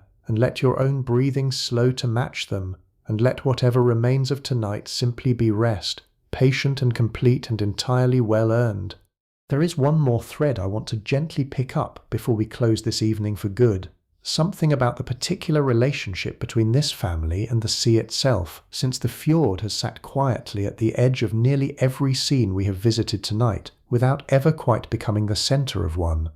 Torvald's earliest memory, one he has shared with his children more than once on evenings like this one, involves standing at the edge of this exact shoreline as a very small boy, held steady by his own father's hand, watching a boat return from a short fishing trip through weather that had turned rougher than anyone expected, and feeling, even at that young age, the specific mixture of fear and relief that seems to belong permanently to anyone whose family's livelihood depends, even partially, on water that can turn dangerous with very little warning. That fear never fully leaves a person raised this close to the sea, and it shows itself now mostly in small, almost invisible ways. The careful attention Torvald pays to cloud formation and wind direction before any outing on the water, the particular watchfulness Gudrun still carries, all these years later, whenever her husband is out checking the fishing lines during weather that seems even slightly uncertain. It is not dread, exactly. It has settled, across years of manageable outcomes and hard-won experience, into something closer to respect, a clear-eyed, unromantic understanding that this water which feeds and connects and sustains this family could, under the wrong circumstances, just as easily take something irreplaceable from them, the way it very nearly did once, decades ago, when a sudden storm claimed Gudrun's own father and reshaped, permanently, the whole subsequent course of her childhood. And yet the sea remains, undeniably, a source of genuine comfort too, not despite this respect but somehow alongside it. The sound of it, faint and constant, reaches this house even through its thick turf walls on calm nights, a low, steady presence that both children have fallen asleep to their entire lives, so consistently woven into the background texture of this home that its sudden absence, on the rare occasions the fjord freezes solid enough to fall completely silent, feels stranger and more unsettling to this family than its ordinary constant murmur ever could. Bjorn cannot quite picture a version of his life that does not include this particular sound, drifting faintly through his sleep, and it is entirely possible, given how deeply these things settle into a person across childhood, that he will carry some version of that same need for it, that same unconscious listening for water nearby, for the rest of his own life, wherever that life eventually takes him, whether it keeps him here on this same stretch of fjord,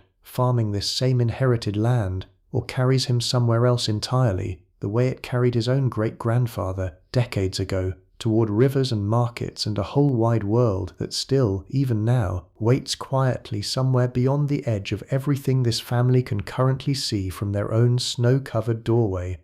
I want to close, finally, with just a little more time spent on the quality of light inside this house right now, because I think it is the truest, gentlest image to leave you with tonight.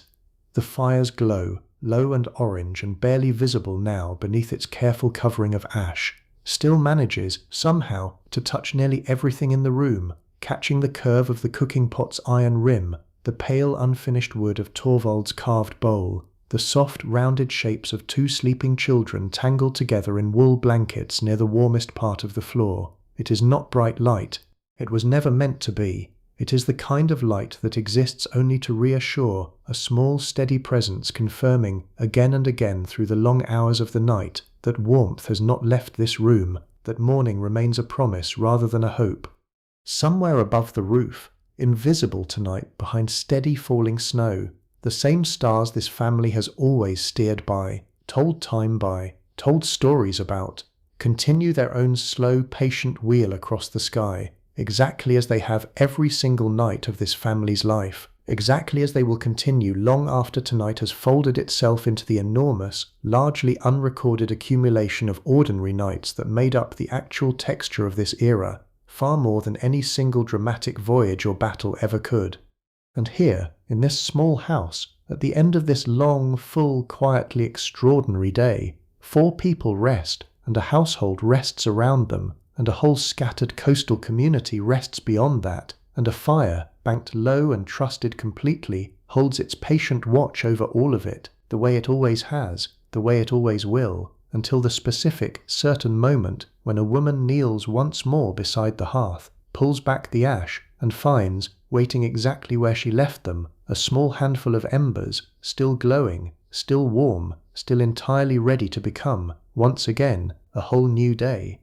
I keep thinking, even now, about how much of this family's whole life comes down, in the end, to that single repeated gesture, a hand reaching into ash to find warmth that should, by all ordinary logic, have long since disappeared, and finding it there anyway, faithfully, morning after morning after morning. There is something in that small daily act of trust that reaches, I think, well beyond this one household, beyond even this one particular era, into something closer to a universal human practice, the quiet, unglamorous work of preserving warmth through darkness, of tending carefully to whatever small ember of comfort, or safety, or love a person has been given, so that it survives long enough to be found again, and built up again, and shared again the next time it is needed. Gudrun has performed this exact gesture, by her own rough count, something close to 6,000 times now across 16 years in this household, and she will perform it perhaps 6,000 times more before her own daughter, grown and capable, eventually takes over the task entirely, kneeling in her own turn beside this same hearth, or perhaps a hearth of her own by then, in a house not yet built, on land not yet cleared, continuing a chain of small daily faithfulness that stretches backward through Gudrun's own mother, and forward, we can reasonably hope, through daughters and granddaughters this family has not yet met. There is no dramatic ending to a story like this one, and I do not think there needs to be. The most honest ending available to us is simply this, the same ending this family reaches every single night of their lives, a fire banked, a house settled, a family gathered close and warm and safe, waiting, together, for whatever ordinary, extraordinary morning comes next. If you have stayed with me this long, deep into the night, deep into a household that existed, in one form or another, more than 1,000 years before either of us drew breath, I hope something of its particular warmth has settled over you too by now. I hope you can feel, somewhere in your own tired body, a little of that same patient trust this family carries so easily, the trust that rest is allowed, that tomorrow will arrive in its own good time, that whatever small embers of warmth and safety you are carrying tonight will still be there, waiting, faithful, when you wake.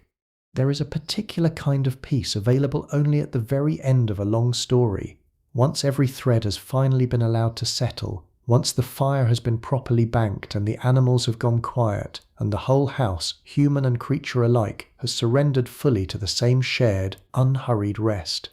We have reached that peace now, together, you and I, and this small Viking household, all of us arriving, by our own separate winding paths, at the exact same simple destination: warmth, safety, people or memories of people held close, and sleep, finally, patient and complete, settling in soft as new fallen snow and every bit as quiet. Let your own breathing slow now, the way this whole sleeping house has slowed around its single steady fire.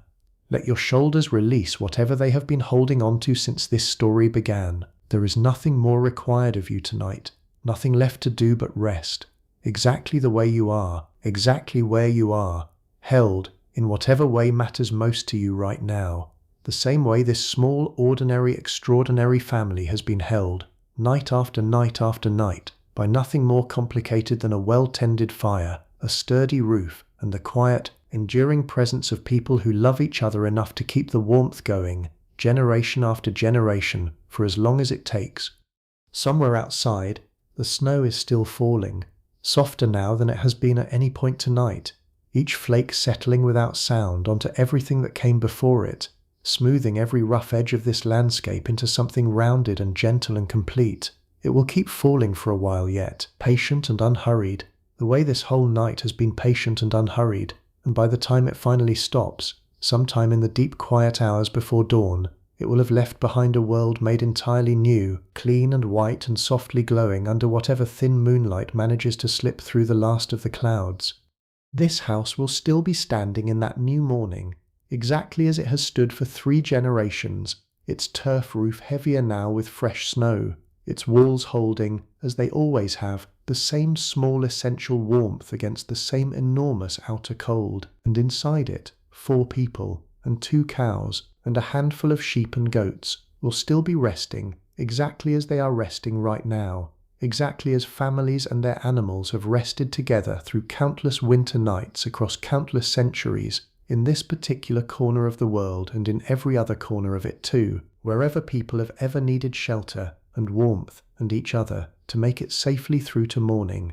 I think if this family could somehow know that their ordinary winter night was being told and retold 1,000 years later, to someone drifting off to sleep in a completely different world they could never have imagined, filled with warmth and light and comfort they could not have pictured even in their most fanciful storytelling, they would be, more than anything else, simply glad that the fire, in whatever form it eventually took across all those intervening centuries, had somehow managed to keep burning, that the warmth had been carried forward, that someone, somewhere, was still finding comfort in exactly the same simple things they valued most: shelter, food, the people they loved gathered close, and rest, finally, patient and complete, at the end of a long and honestly lived day.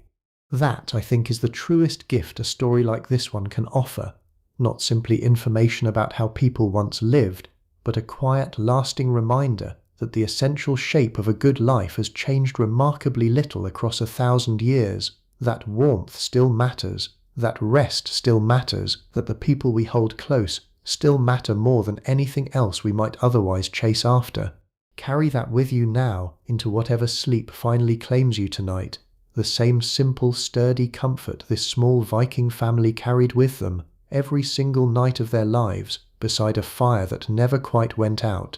And if, somewhere in the middle of the night, you happen to stir for just a moment, the way people often do, drifting briefly toward the surface of waking before sinking gently back down again, let that small half-conscious moment borrow something from this house too. Let it feel less like an interruption and more like Gudrun's own quiet nightly check, a brief reassuring confirmation that everything is still warm, still safe, still exactly as it should be, before settling back down into the deeper, more complete rest waiting just beneath it. There is no need to fully wake. There is no need to think through tomorrow's tasks or tonight's worries or anything at all really. Just the fire, banked low and trusted completely. Just the snow, falling soft and steady outside. Just the simple, sturdy knowledge that morning will come exactly when it is meant to, and that until then, there is nothing left to do but rest.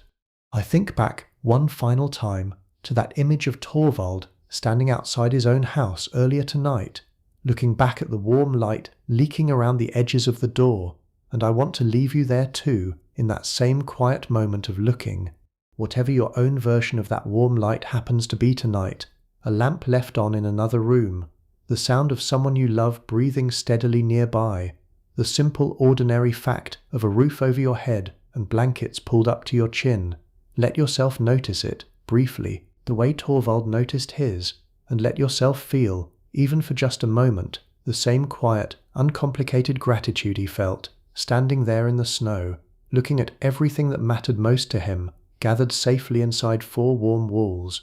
The story ends here, though of course it does not really end at all, not for this family, who will simply wake again in a handful of hours and begin the whole warm, ordinary cycle over once more, and not for us either, you and I, who carry a small piece of tonight's fire with us now, whether we fully realize it or not, into whatever rest finally claims us. Let the last of the snow keep falling outside this small house, quiet and endless and unhurried, and let the last of your own thoughts soften now too, the way everything in this story has softened, slowly, gently, towards stillness. There is nowhere else to be, and nothing else to do, and no reason at all left to stay awake a moment longer. The fire is banked, the house is warm, the snow is falling, and everyone you need to be safe tonight, whether close beside you or simply held quietly in memory, is exactly where they need to be too. Let that be enough for now. Let it carry you the rest of the way down into sleep,